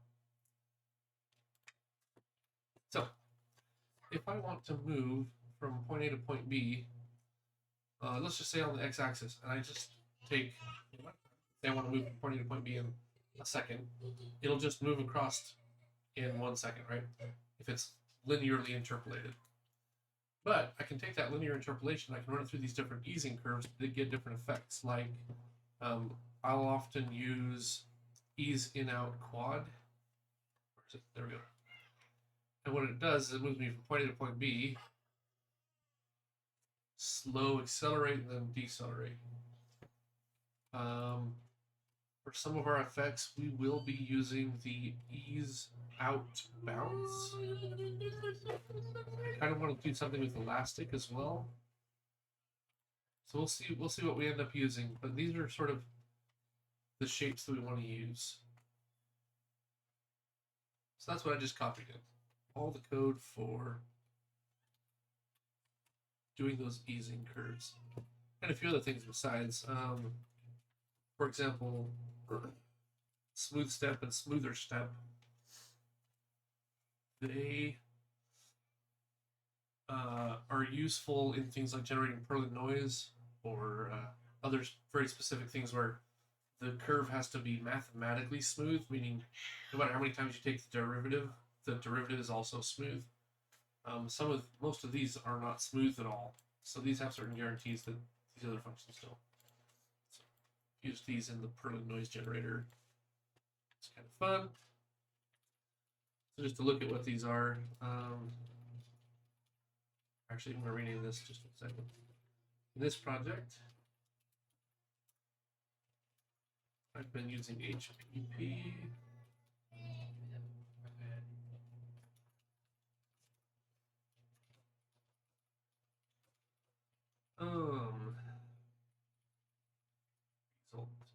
So what we do is we take in the t, and the t has to be between 0 and 1. We insist on that. And then, depending on what method we pick, we return linear. For example, it says just return t. So when we have that value from 0 to 1, it's always that value coming back out. But quad in out says in the first half, we accelerate, and in the last half, we decelerate as we approach the number, the target. Yeah. So, yeah, some of these get pretty funky.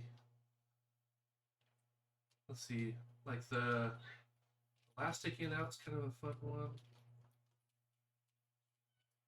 Not complicated at all. Back out, back in, out, bounce. Square is super easy. Bounce is very piecewise. We're going from 0 to the point, and then we're actually going to come back off of it, then come back off of it again. That's slightly less. That's what all these constants do. It's crazy.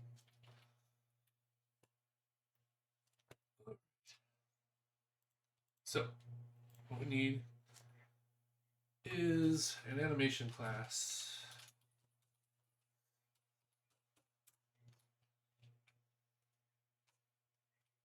And we're going to animate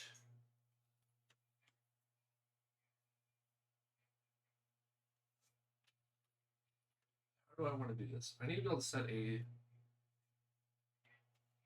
start, stop, and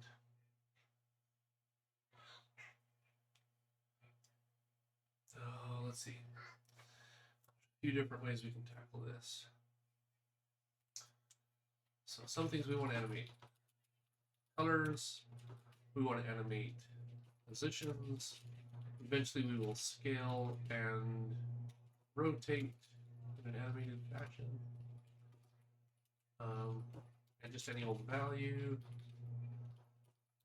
I probably want to do something with a lambda function.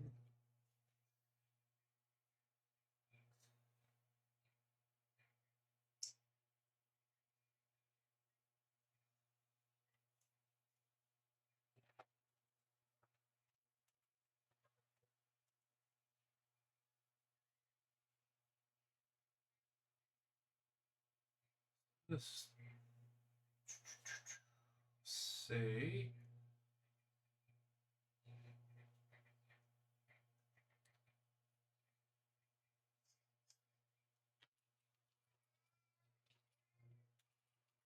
set range. We're going to take a double value start and double end. We're going to overload this. We're going to go from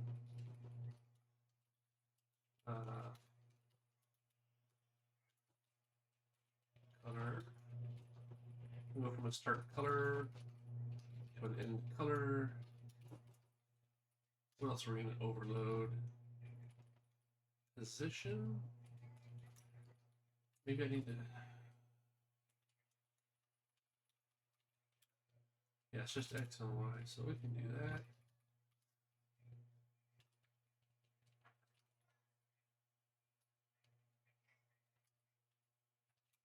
Double start X. Roughly X naught. Double Y naught. X1. Double Y1.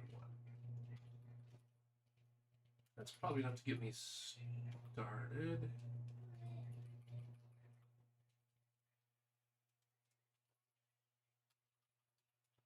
Value 0, value 1, color 0 to color 1, X 0, Y. Okay, which means we have to capture these ranges, so double.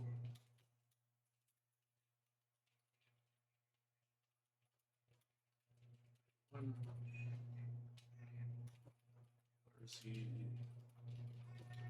C0, C1.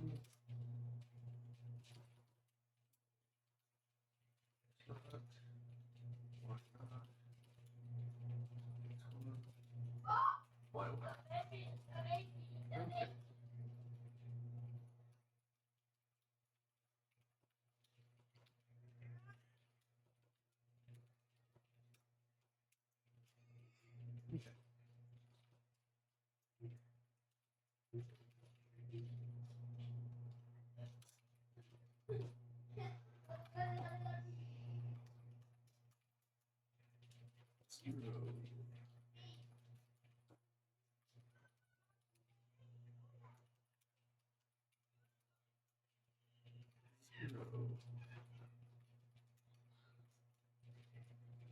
Colors have a default constructor, so I don't have to worry about that.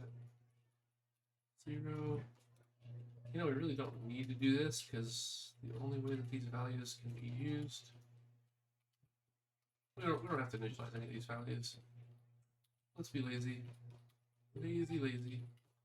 What we do need to know is what we're interpolating.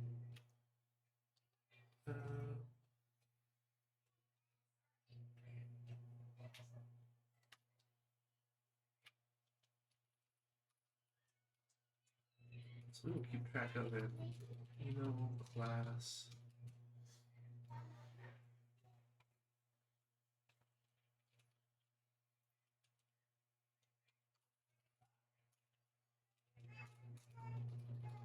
No, we don't even really need those.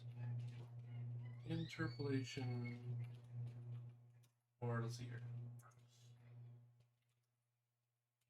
Enum class.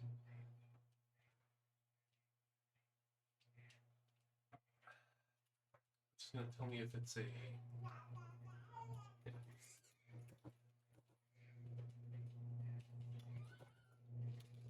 interpreted value point or a color.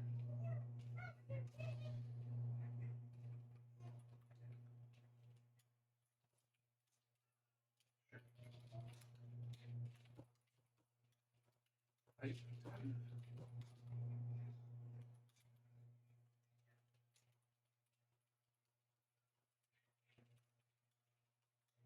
Set apply. We need functional.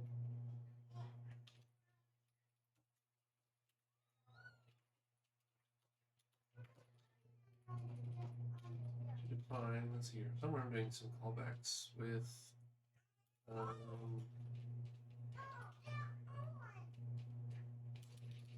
animation sequence. I mean, not animation sequence, action sequence.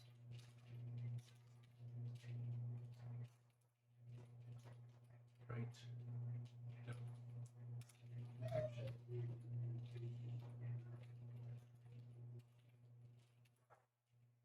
There we go.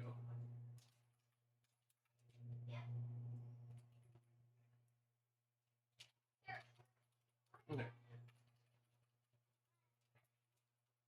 Apply value. It's going to be a void which takes a double. Apply. Let's do a point. And apply in relation to a color. Double, double. And a color. I don't remember, do I have like all the copy constructors and things for color? And it has an assignment. Okay, so it's there.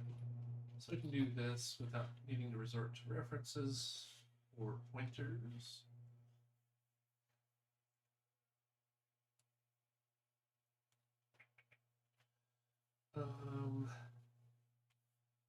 So some things we need to keep track of. Set apply value. We're just going to overload this. Actually, no, what am I doing? Apply value.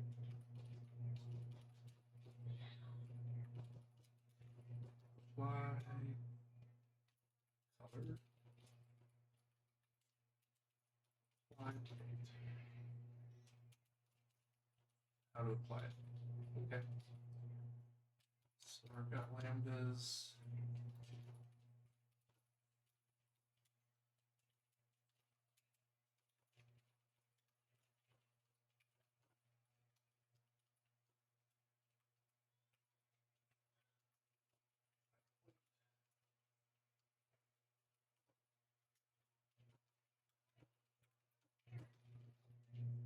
Okay. The other thing we will want is total the time. Oh, sorry, I don't want time.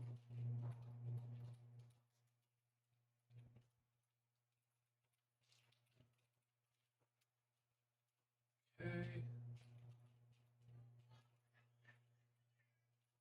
Now in animation, we actually do a set apply value to null pointer. Apply point to null pointer and apply color. The rest of these really matter. That's not true.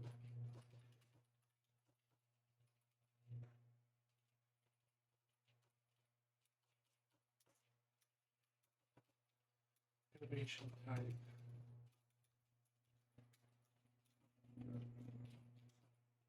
Okay.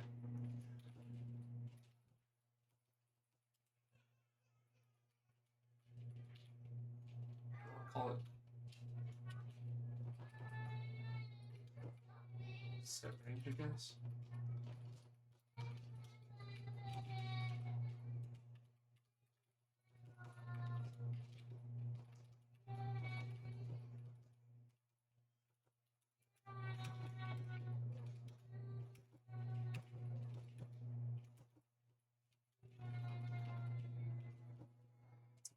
X not equals a not. And x1 will equal 1. Type will equal information type value. And underscore apply value will equal apply. So basically we are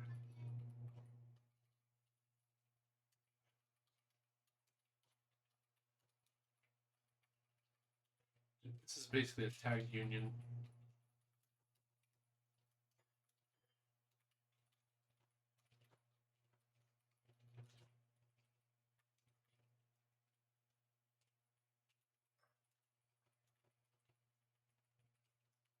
which in something like this I find to be much more easy to read and keep track of than a big inheritance of different types of animations. Everything will be in one place. I want to add one. I create a new function pointer, or another function pointer, add it here. If I need to capture more data than this, I add some numbers here, add a new type here, write a function to do the application. Actually, I don't even have to do that much here, except for the interpolation stage. Okay, let's give an animation, we set the range. Okay. Is there ever a time when we don't want to update with respect? So like, for example, oh, there it is. Okay, so if we have like a slider, and we go from 0 to the end of it, we might want the color of the slider to change as the slider is moving. So it's relative to the position of the slider, not with respect to time. So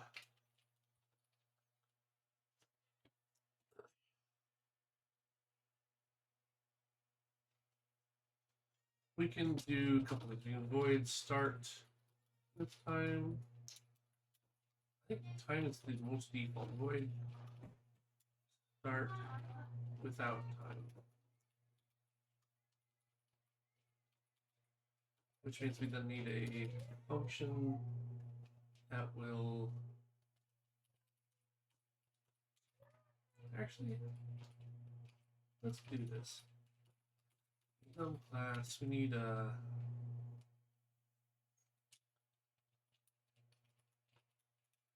source time custom.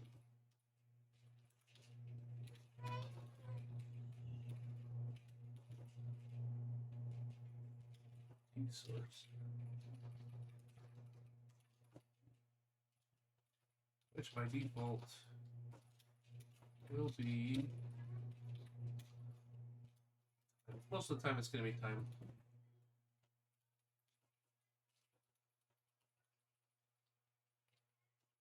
So let's do void set no time, and it's going to need a lambda,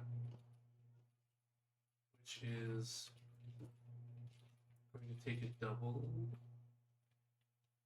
No, that doesn't.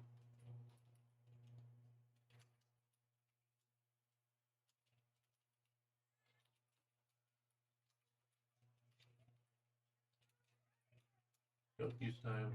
Maybe we'll do it like this.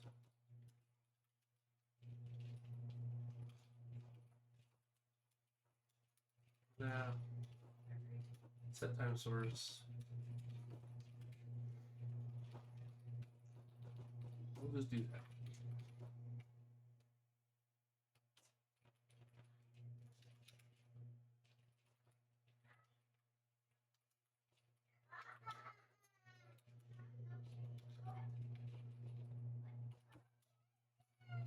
We also only want to update the animation while it's not running, so we need to keep track of that. Ooh, m_, is running, which is another useful thing to keep around.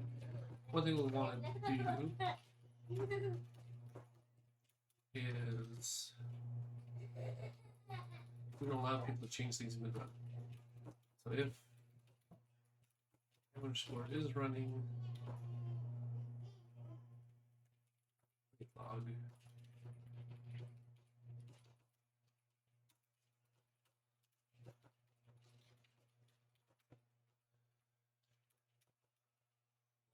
warning. It's a warning because it has reasonable behavior otherwise. So if you start an animation and then you try to change something mid-animation, it'll just keep doing what it was doing before. So animation.set range already running. Cannot update. We'll just use the same message everywhere.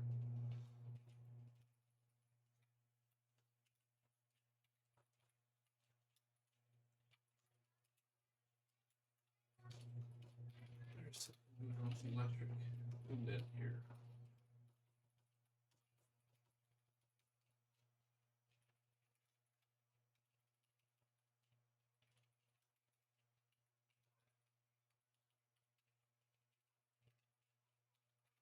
Okay.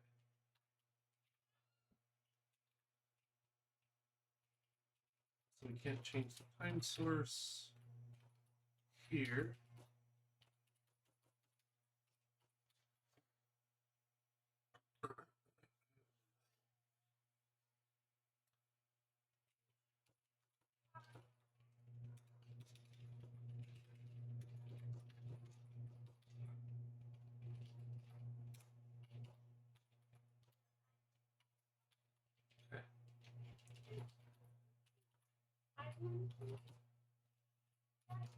So we need a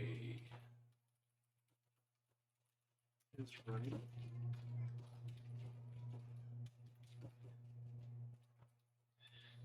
Because we will want to ask in our sequencer, is the animation done?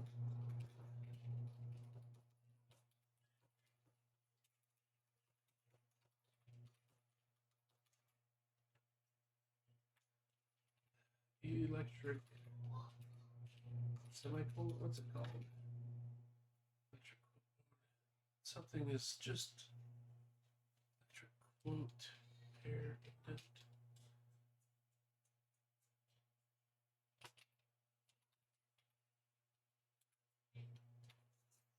I don't know. Then we also want controls for running. Wait, start, stop, pause, pause, stop, reset. So basically, the reset is a pause. Stop is a pause with a reset, so it's going to set the timer back to 0, whereas it might preserve the time if you just pause, start, pause, start, pause. Okay, so those are all useful.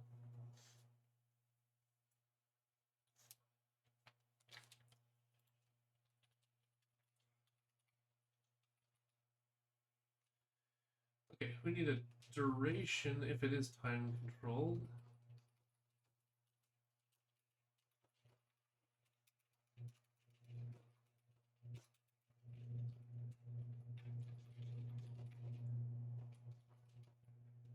And we will actually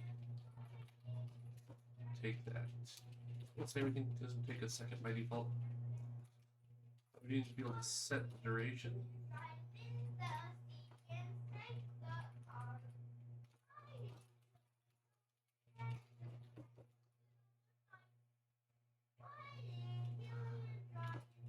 Oh no, maybe we don't do this direct.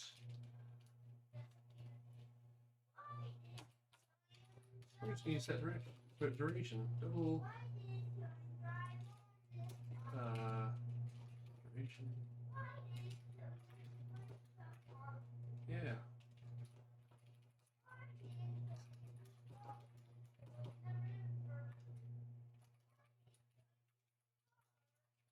Duration. Otherwise, if duration is greater than 0,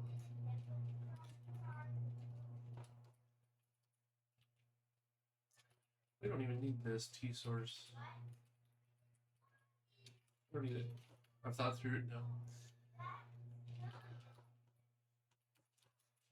We can do all the processing later.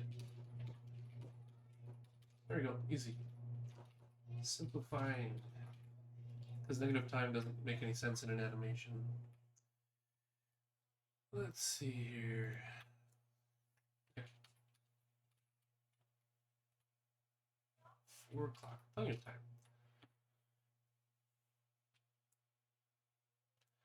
Alright. But if duration is less than or equal to 0, update T. This is going to become important.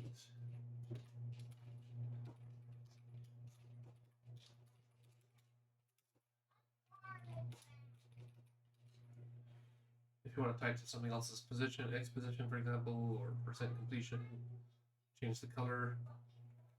Somebody will have to call this update T on the animation.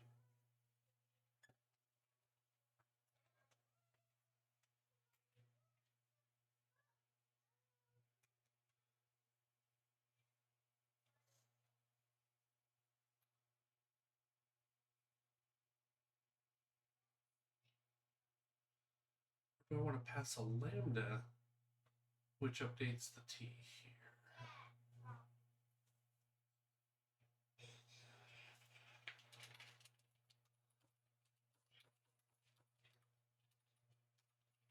If we're not running,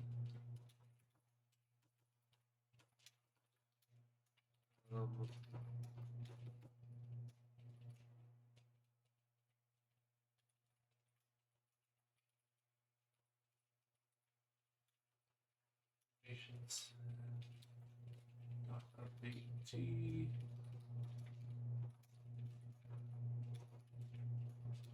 Not running, cannot update.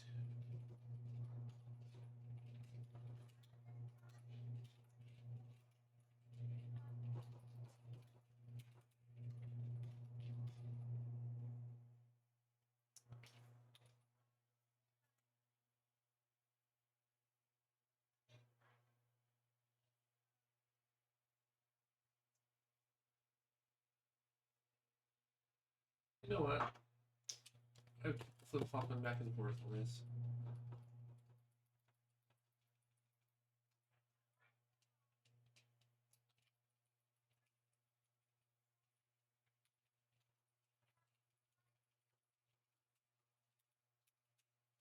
Set T update.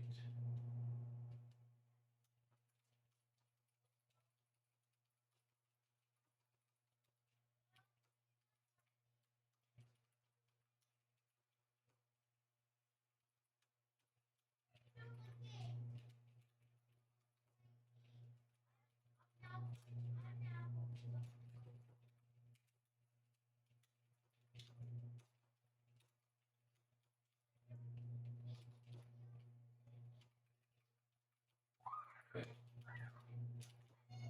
Therefore, underscore T update. Pointer by default. Okay, so yes. So if we set duration,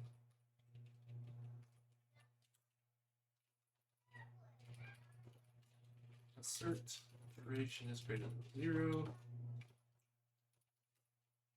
Set the duration and underscore T update equals null pointer. If we say update T, or set T update, there we go.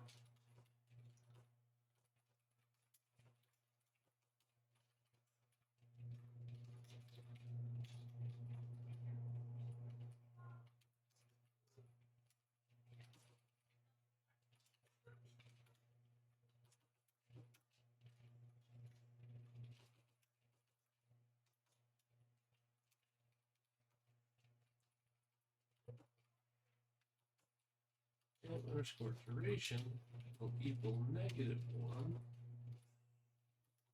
T update will equal T update. And we can assert that T update not equal to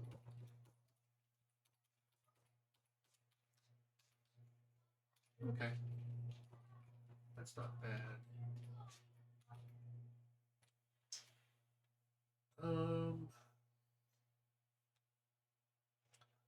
That is most of it. Let's start with that start, stop, and pause. Is running.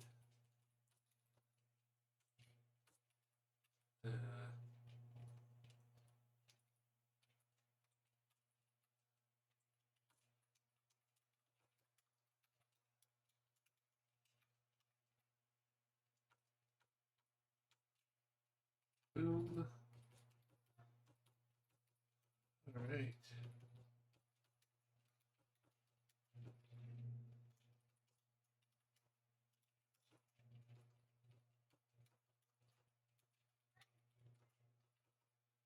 We may remove a lot of these later, these print statements, but I want to see what's happening as I'm making it work. So, like this just has no effect. So I don't think it's necessary.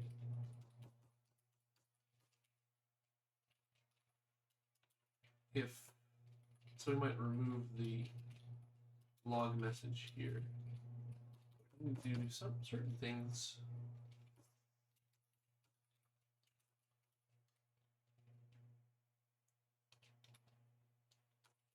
Underscore duration, and then 0, then we need a start time. And we need elapsed time. You know what? I have a class already that mostly does this. We'll just do it.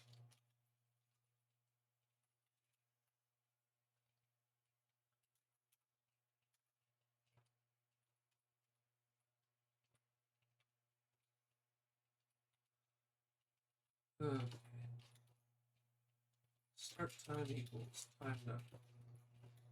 So basically, game time. Elapsed time will equal 0.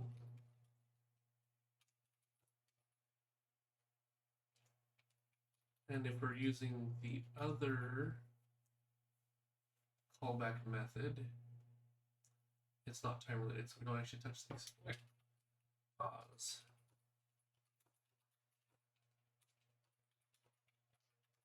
It's not running. Again, this is more than we really need, but I can see things happen as they go. Animation dot pause. Running. Otherwise, underscore is running equals false.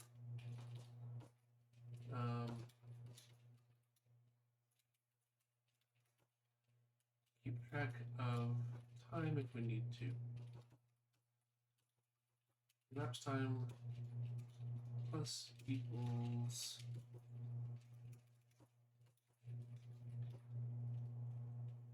start time minus time.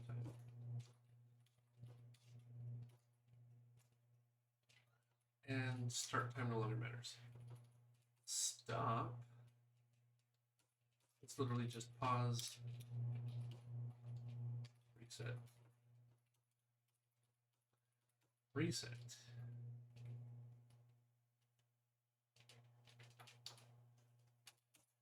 If duration greater than 0,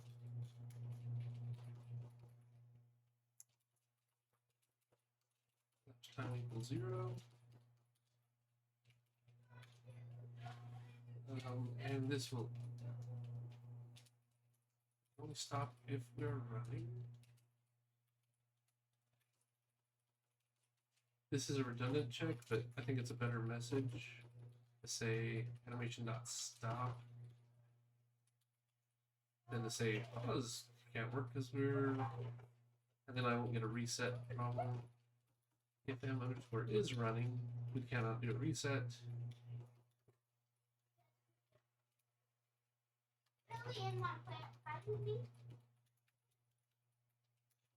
Animation.reset already running.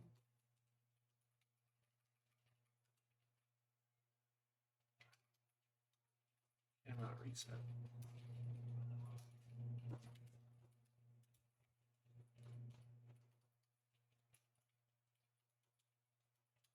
The other thing reset needs to do is m underscore t equals 0.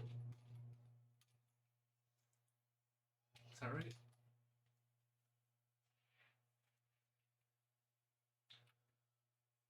All right. Take a look.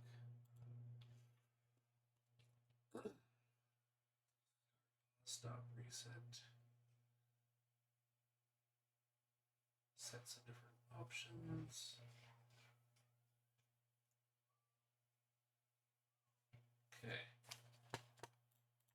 Nothing really left. Update.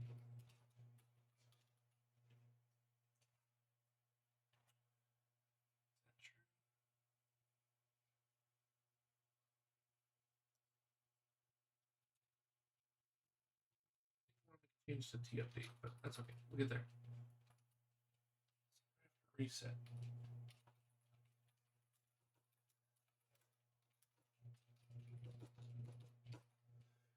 Okay, yeah, sure. Well, one. Yep. If it's running. So there might be times when you just want it to sit idly. That's fine. Like during while it's paused, I don't want the update to do anything, so there's no need to have an error message here. Just things won't update while it's paused. So no need to do error if we're running on time. We do things. Otherwise, we do them differently.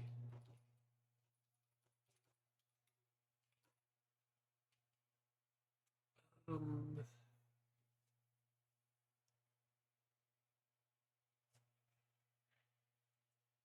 think we need to pause briefly for a short restroom break, and then we'll get into implementing this and testing it.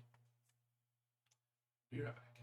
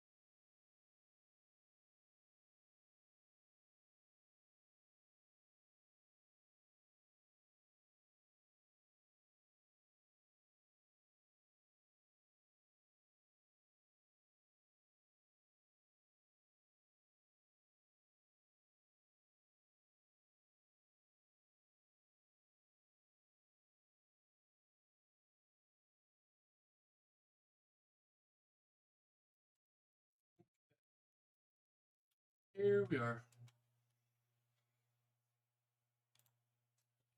Now,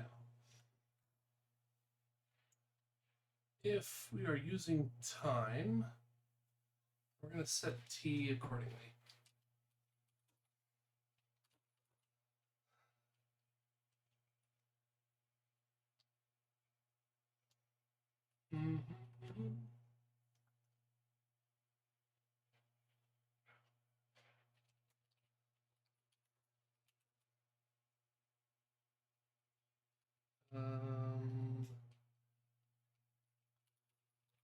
times time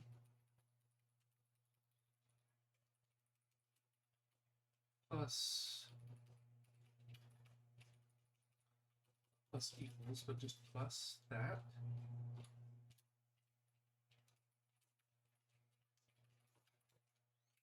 All over duration.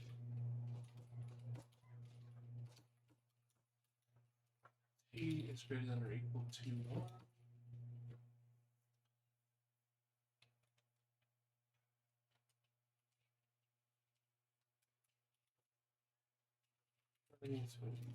So that's being done. And we are going to clamp it.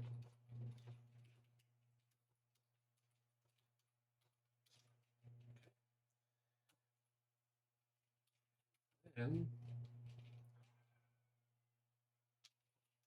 switch based on type. Case none. Removing case value. I'm going to do things eventually.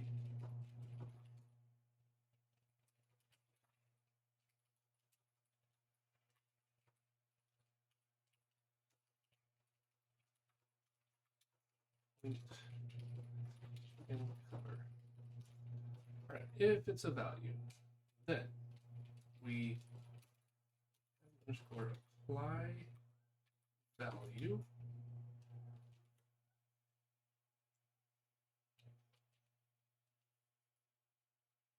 So we're going to need some interpolation helpers. It's fine.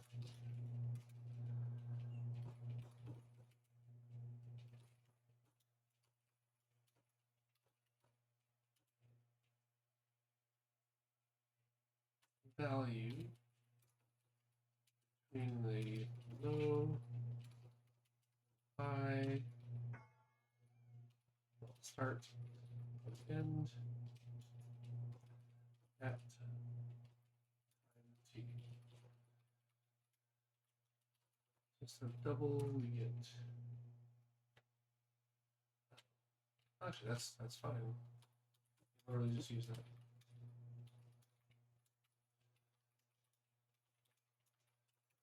Interpolation is fairly straightforward.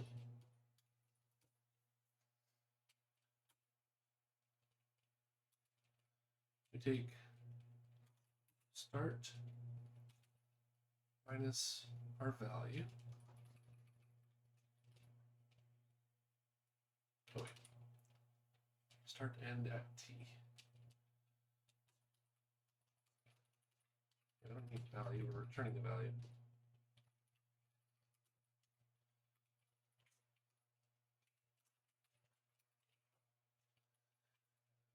Right, start minus end gives us the duration times time. And then we just add the start back in. That should do it. So if t is 0, so for the very start, then start minus the end is the start. Well, let's see here. Start minus end, let's say between 2 and 5. So 2, oh, these are backwards. 5 minus 2 is 3 times 0, goes away, plus the start. T equals 1/2. 5 minus 2 is 3, that's 1.5. 1.5 plus the start of 2 is 3.5, which is halfway between 2 and 5, so that's good. And then at t equals 1, we have 3 plus the start, which is 2, which is 5. So good, that looks right. We interpolate up here.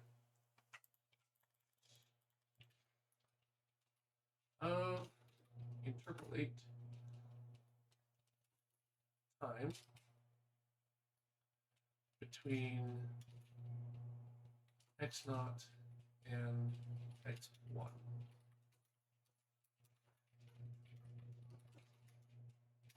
And that's all we need there.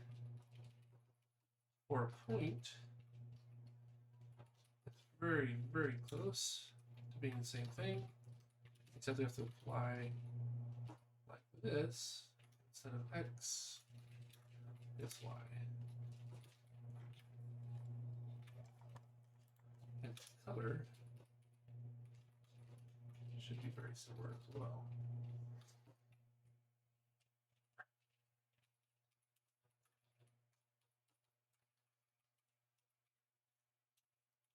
Set color T of color 0, color 1, dot.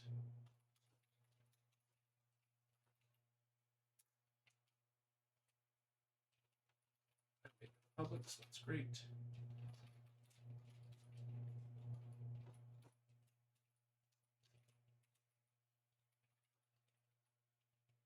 GB alpha.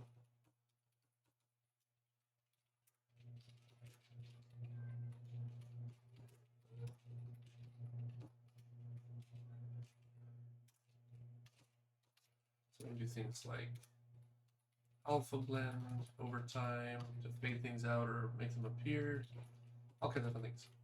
There, we apply the value of its interpolation.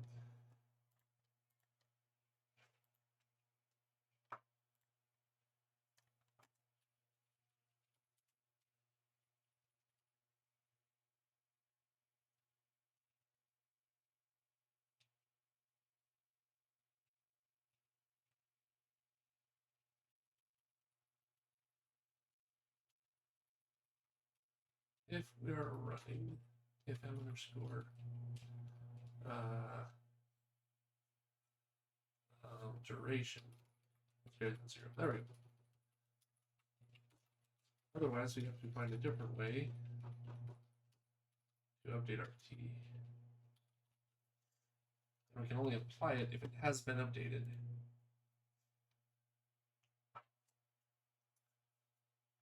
Which is fine because we control that. So let's get back over to here. We have T update.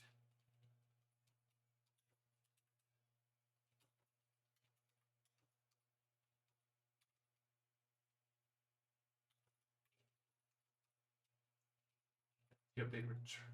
Oh, takes a double. No. Why does it take nothing and return a double? There we go. Ooh, that would be awkward.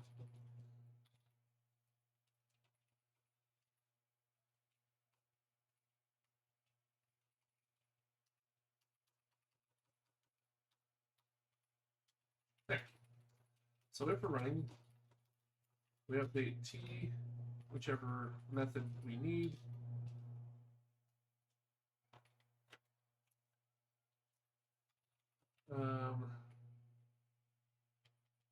I can ask for T while it's running, maybe? Do I want to do that? I mean, why not? I guess.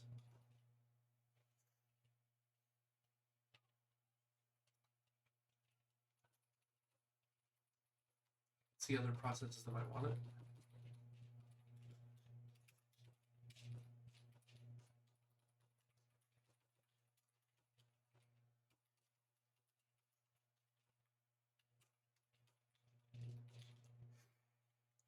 Whether we're running or paused shouldn't matter, and if we're stopped, it's obviously going to always be 0. So we probably should provide T, always having a value, and always keeping reasonable control of that. So start.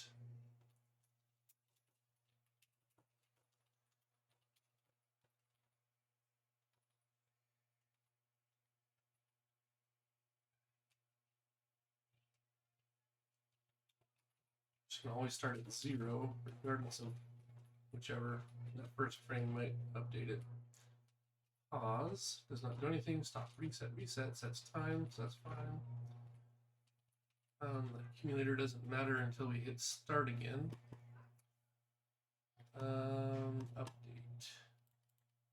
Those will always have times in them. We apply the value. Oh, apply value, apply point. apply color.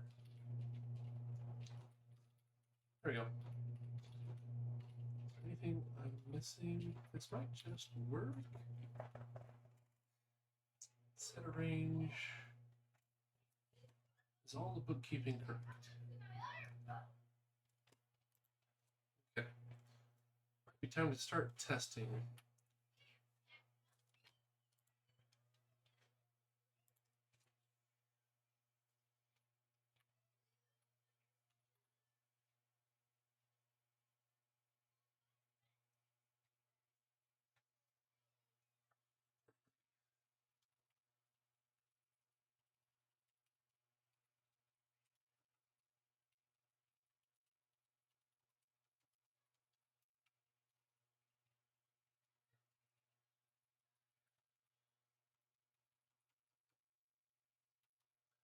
That scale and rotation are either, especially in a 2D world, a scalar or a point, 2D point.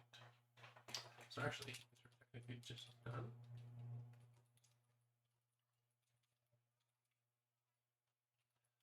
We'll get back into some of this other stuff. Okay. Make file. Need to add a couple things.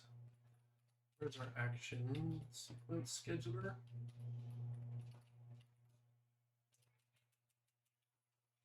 Animation. We need that easing curve in here as well.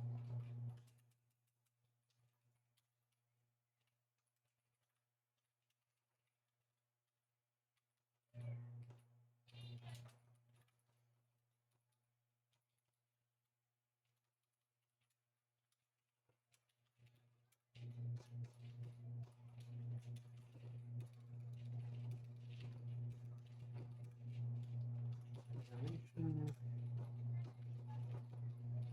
Okay, it'll build those now.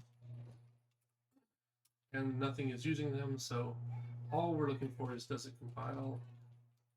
And this early in a new feature, I very much doubt it. Because I forget things like semicolons all the time.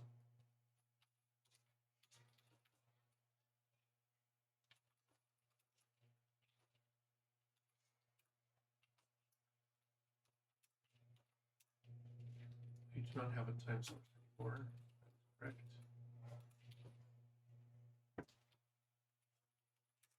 Being not declared. Okay. Is running.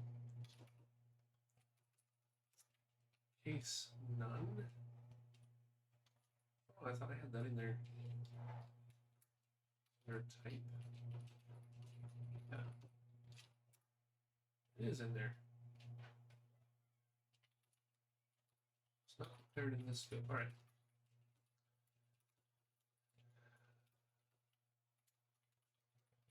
I guess we should fully qualify everything. It's probably safer.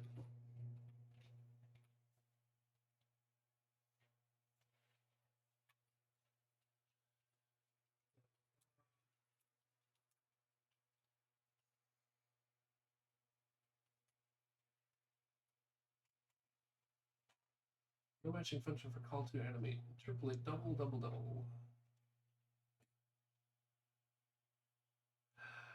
And that's because I didn't change the function signature. The header. Double T from start to end. It's not T, it's value.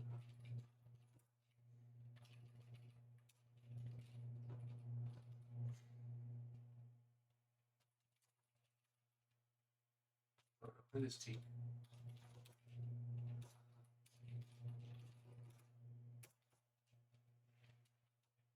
V now it's not declared. That's because it wasn't.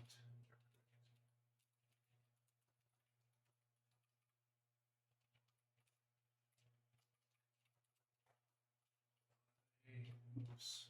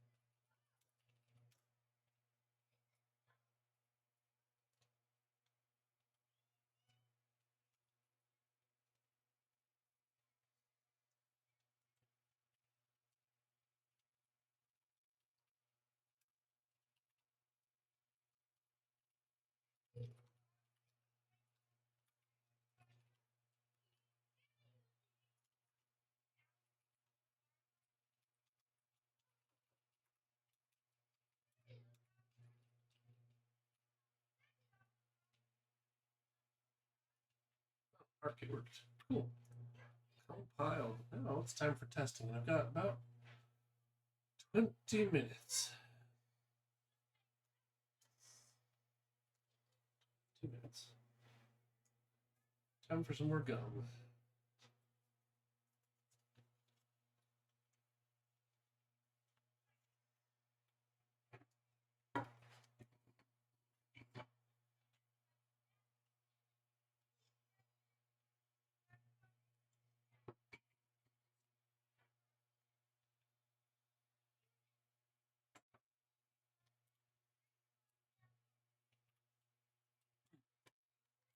Put this in the chat though. Easing curves. Oh.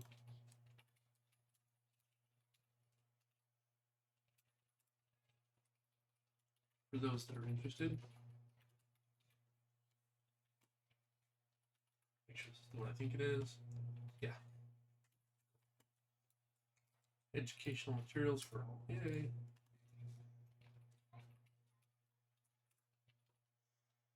Okay, so that compiled.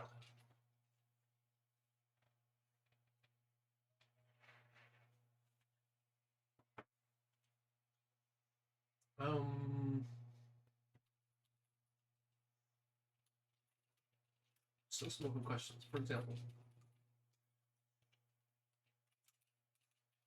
in update.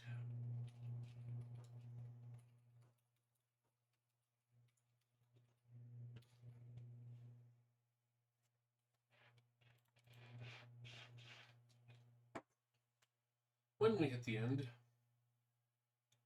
we do a reset.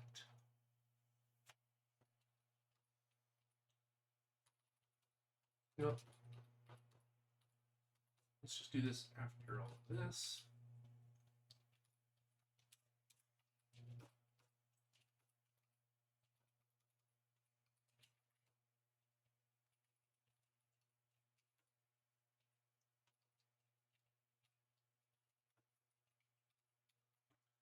If we hit the end, just do a stop, which is the same as a pause and a reset. Seems reasonable. Clamp to 0, clamp to 1. Let's stop. Okay. Okay. So what we need is a test.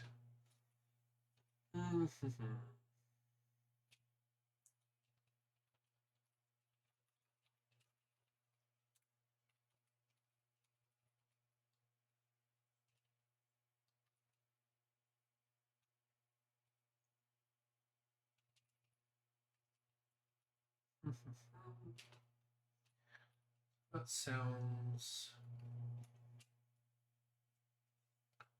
and recorded sounds. So I need a thing to see. So let's do a color quad.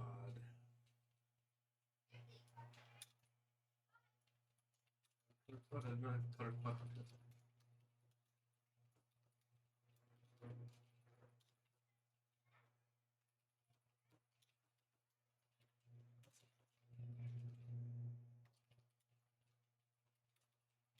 So we're going to move it around and we're going to change the color if we want to. Animation.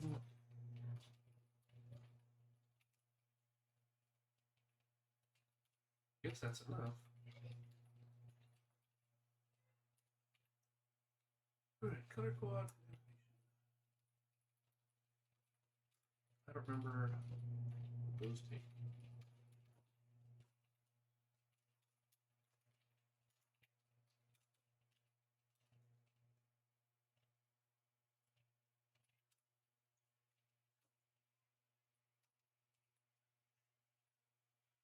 I give it a rectangle and a color. Okay. Easy enough.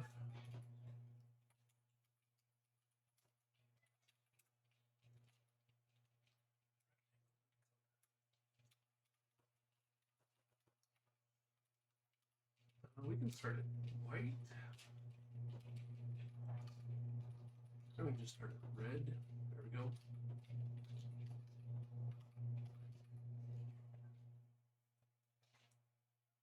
Set the rectangle to 10, 10.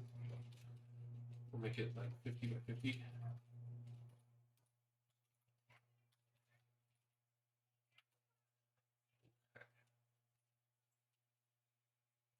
Color quad.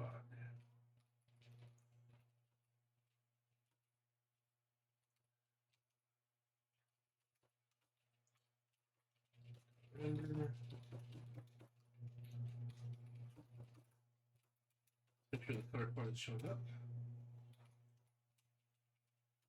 I cannot type. My fingers are dyslexic.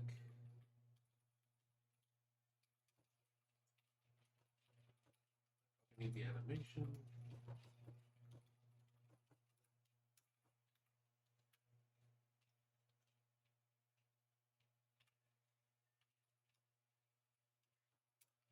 That is indeed a semicolon.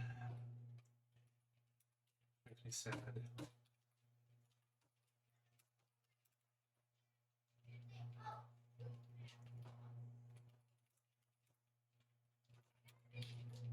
Comment about anything here.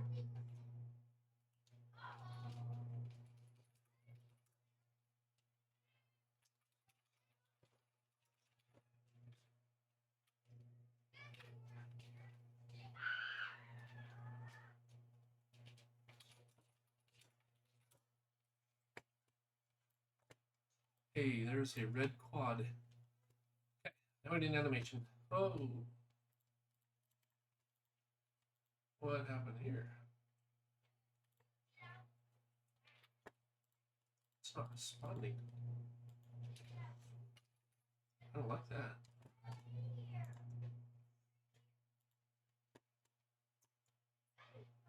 Ooh. No. Oh. Let's just clean and debug. Oh, we're replaying all of our assets too. Delightful.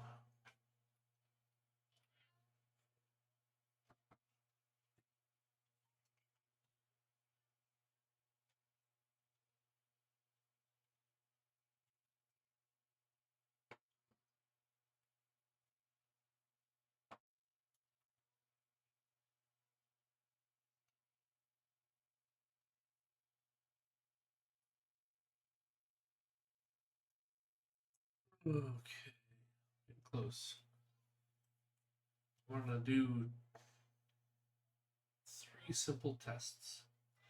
So we need to be able to reset the quad. Then we're going to interpolate moving along one axis, interpolate moving along a second, 2 axes at once, then interpolate the color, given different keyboard inputs. I think space will be reset. I think I'm using space right now. Oh, I'm not.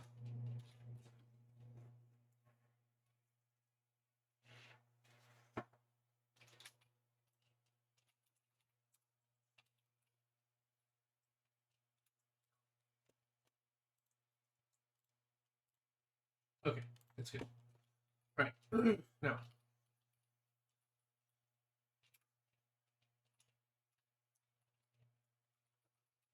Various sound handling things.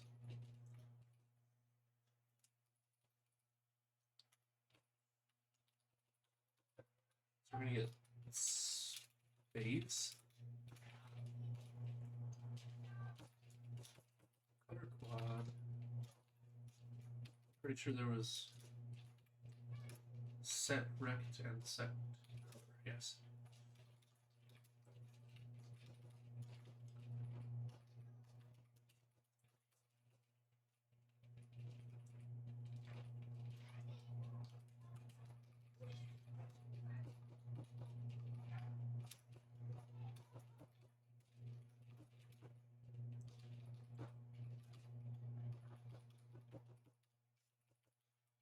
Okay, so that's reset.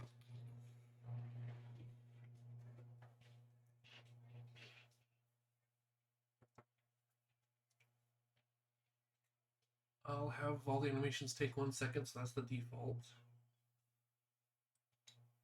I don't plan on starting and stopping the animations just yet. I just want to see them play out. So all I really need is a key to start one of them.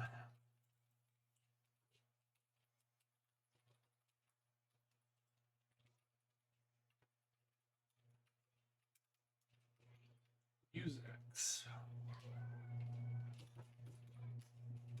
Animation dot set.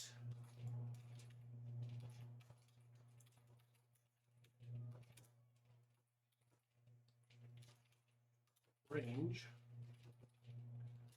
from color quad dot X to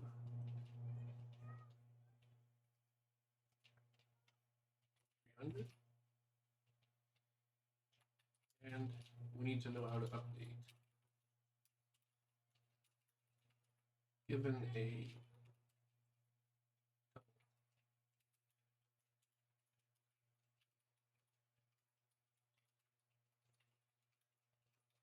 color quad dot move to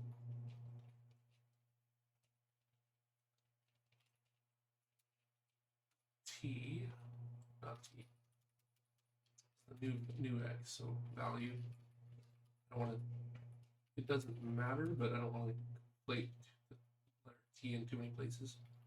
Overload the cognitive understanding, and then keep the Y the same. Parentheses all match.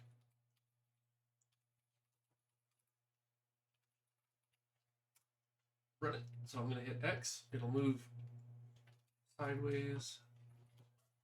I can capitalize. It'll be so much easier.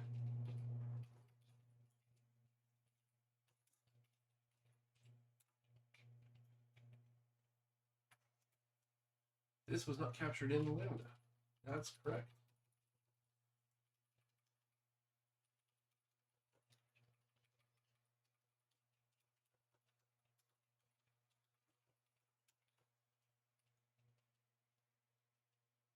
Oh, but it's probably private, huh?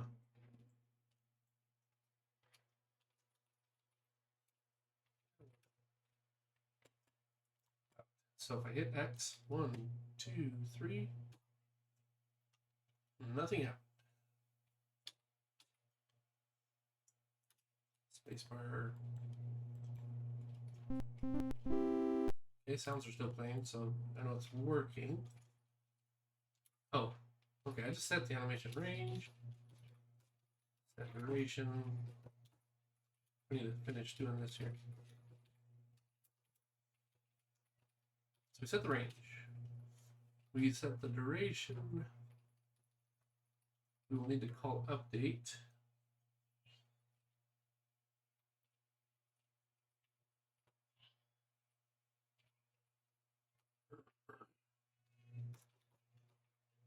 Start.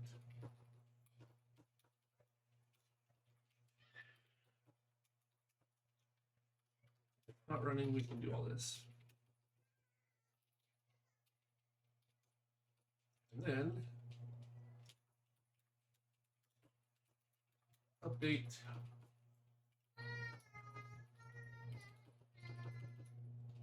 Update itself to check for whether we're running or not, so that should be fine. Okay. Run it again.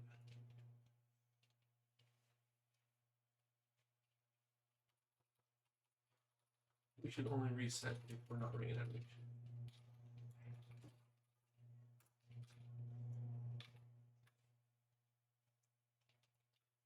But we're so close to testing, I'd like to get this done before 5.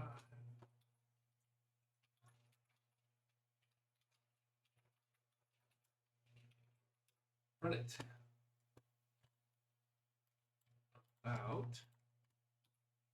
It's running the wrong way.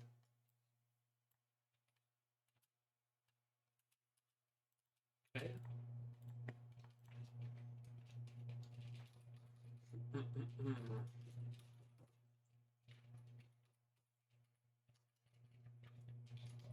Couple of questions then.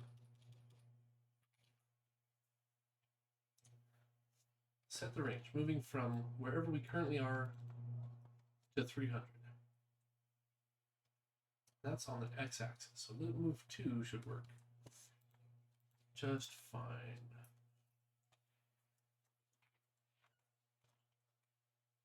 But it's not stopping, maybe? Alright, let's go back to that. No.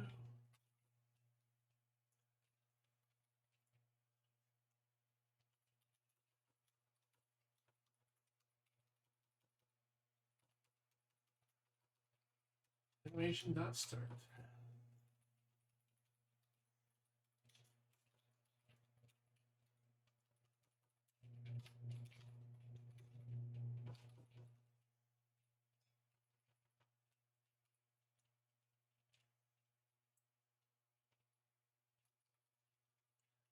Reset. Update.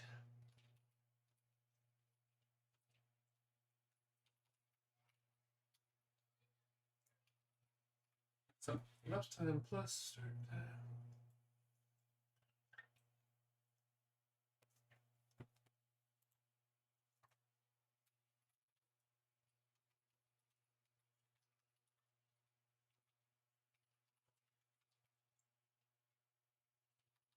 Yeah, I started here.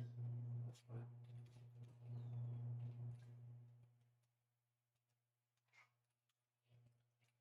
Update.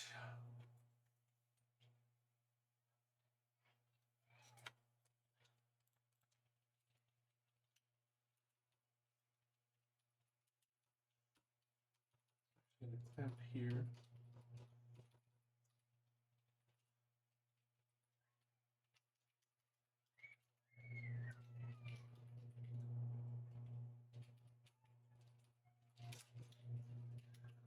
Clamp this one because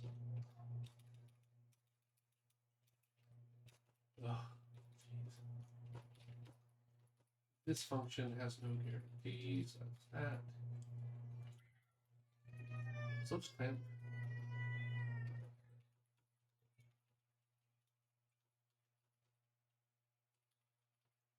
Y T.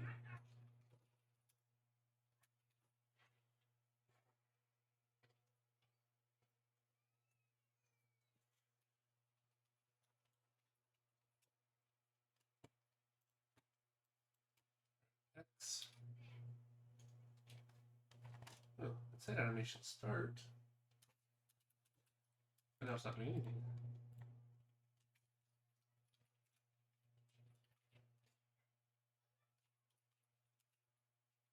Um,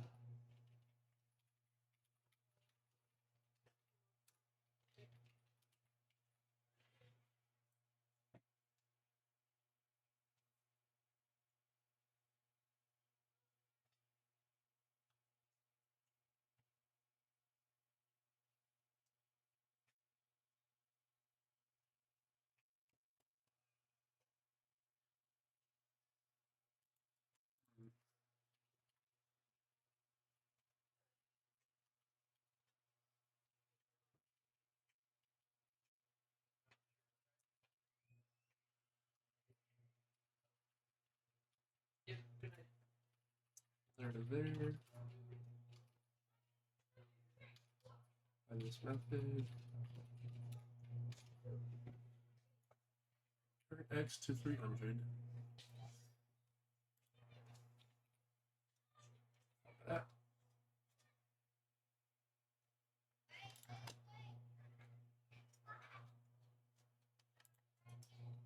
Update.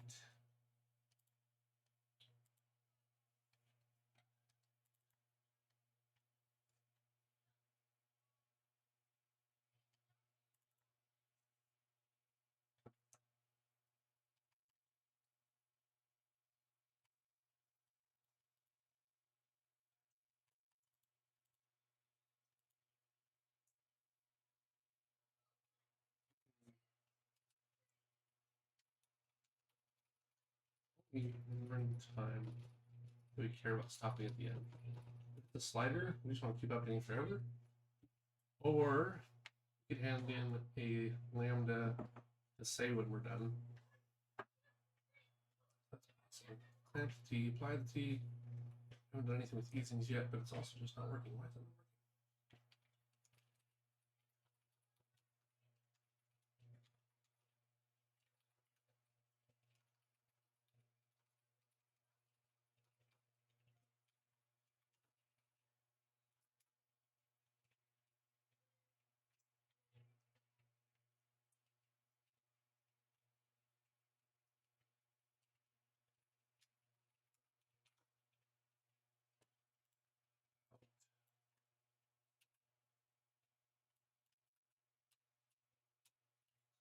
Starting now.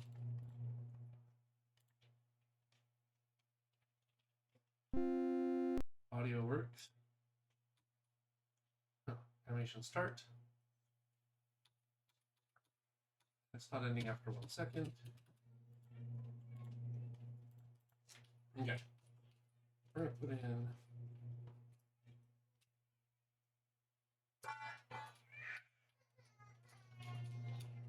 another key. Are we? We can do escape.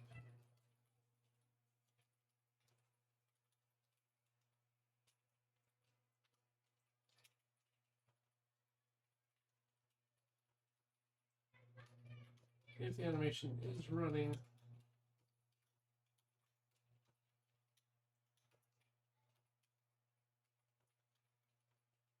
so maybe we want to reset.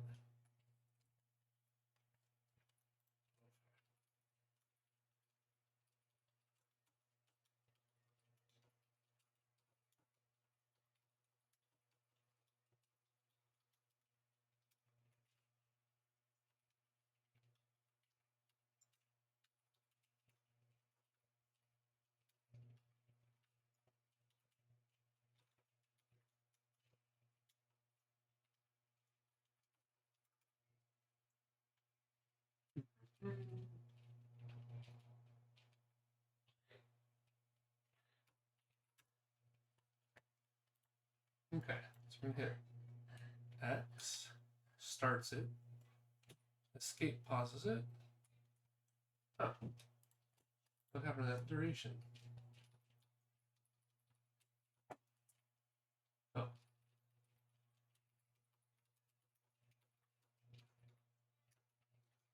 Which I don't think I actually supply as the method to call.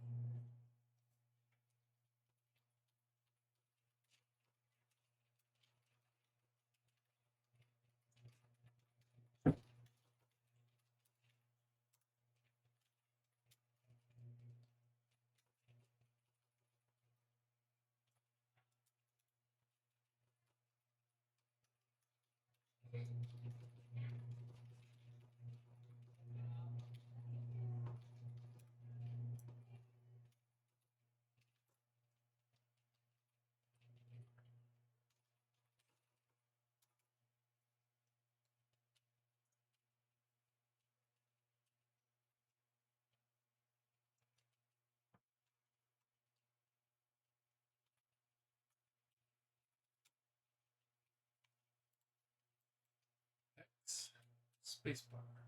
Oh, escape. Okay, so something's wrong in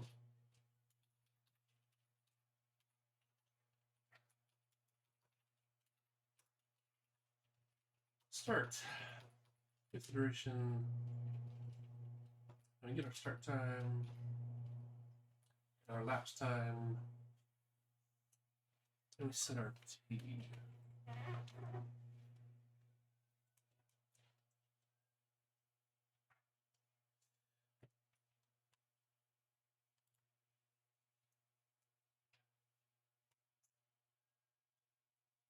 If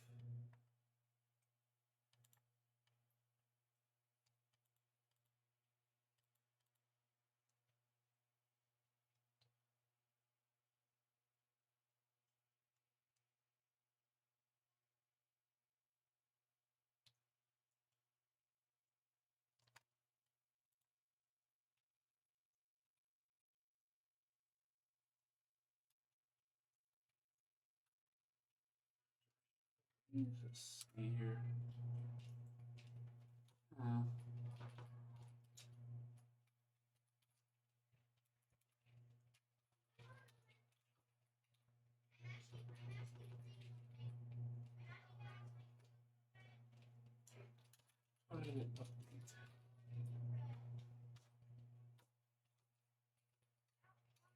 If the duration is something, time, which is 0, plus been running, not saved up. Start time minus time. Nope. Okay. That would explain everything. Now it's always going to be later than when we started. Once we clamped 0, it didn't move negative because. Yep. All right. Magic should just happen now. Hey. Oh, and it stopped. Why would it?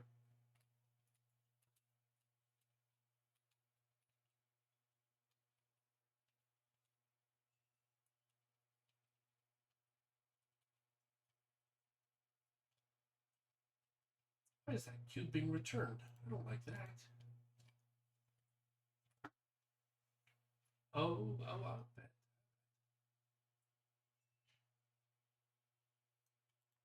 Oh. Okay, well, there's a couple of odd things about start and pause. Oh, it's 5 o'clock. Should wrap it up.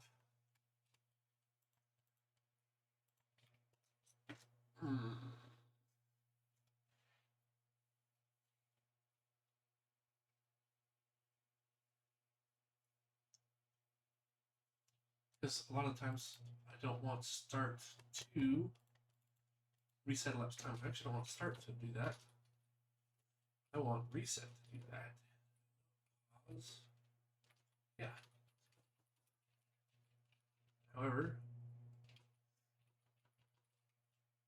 update, it clamps, it sets.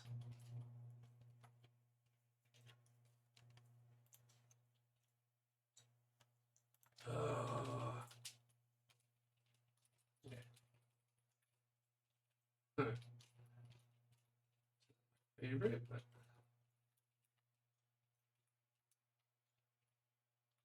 if we're running in time and that run after applying it, it stop sets time back to 0. Our m_t parameter. I don't think start does. Oh, start does. Ooh, I don't want start to do that. I want reset to do that. Okay. Now I should give it like a.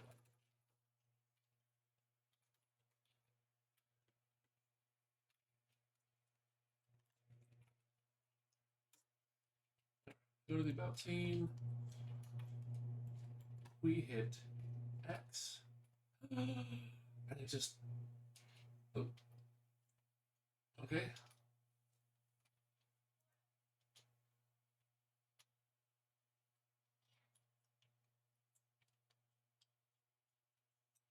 Huh. Well, that's not quite what I want for pause.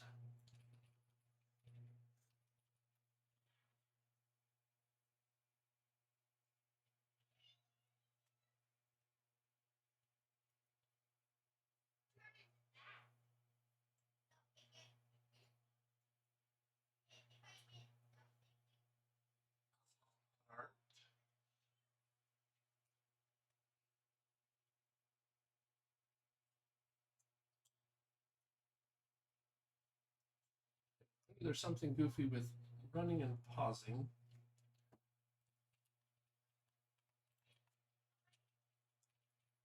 Where's reset? Next time NT.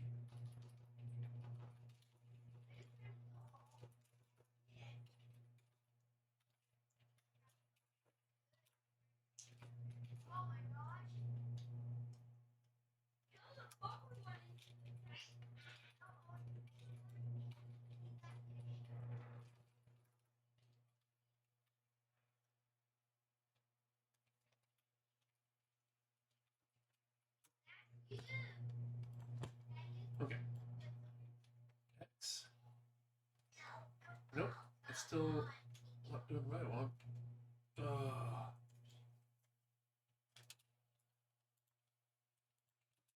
Oh.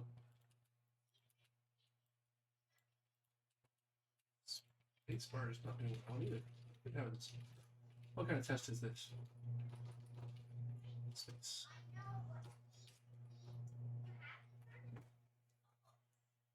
Color quad. Set rectangles of color.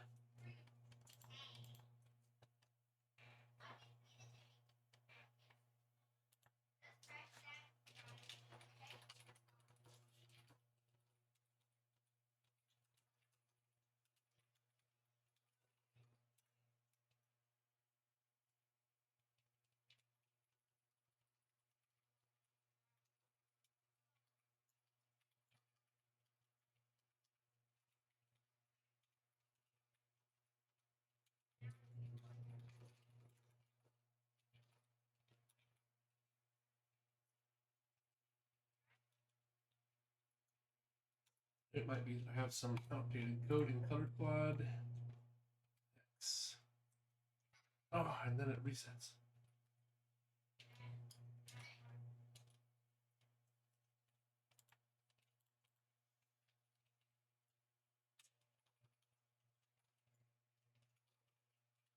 Okay, so pause clearly has an issue in that it's not retaining some information we want it to retain consistently between the start and the stop. The space bar. Oh, maybe information reset. That way, if we're gonna pause, we'll reset everything. Let's pause. Things are happening, which is good. I just thought that the bookkeeping wasn't closer than it is, so X. Okay, so that works. Boom. Boom. Boom. Okay, so spacebar is working. The pause is definitely not working.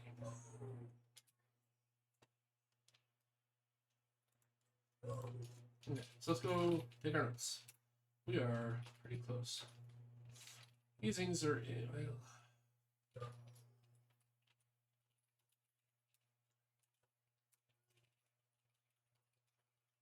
animation class for value point and color animations. That part's done. Animation stuff. What's the pause start?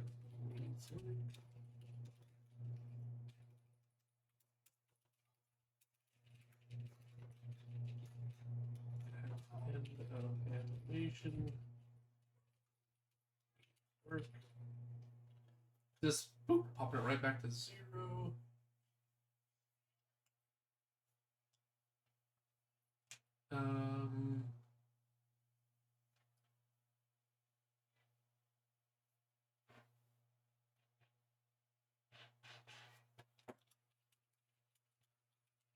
Test point and color.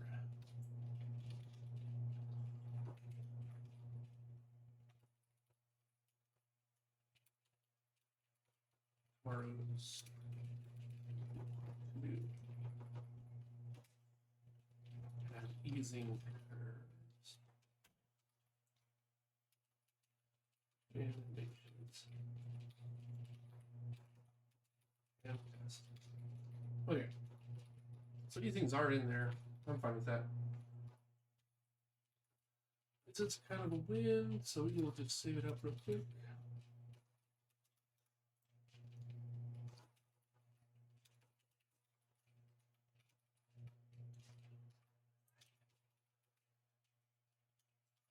Animation. Easing. Early testing of animation. Good. Work to be done.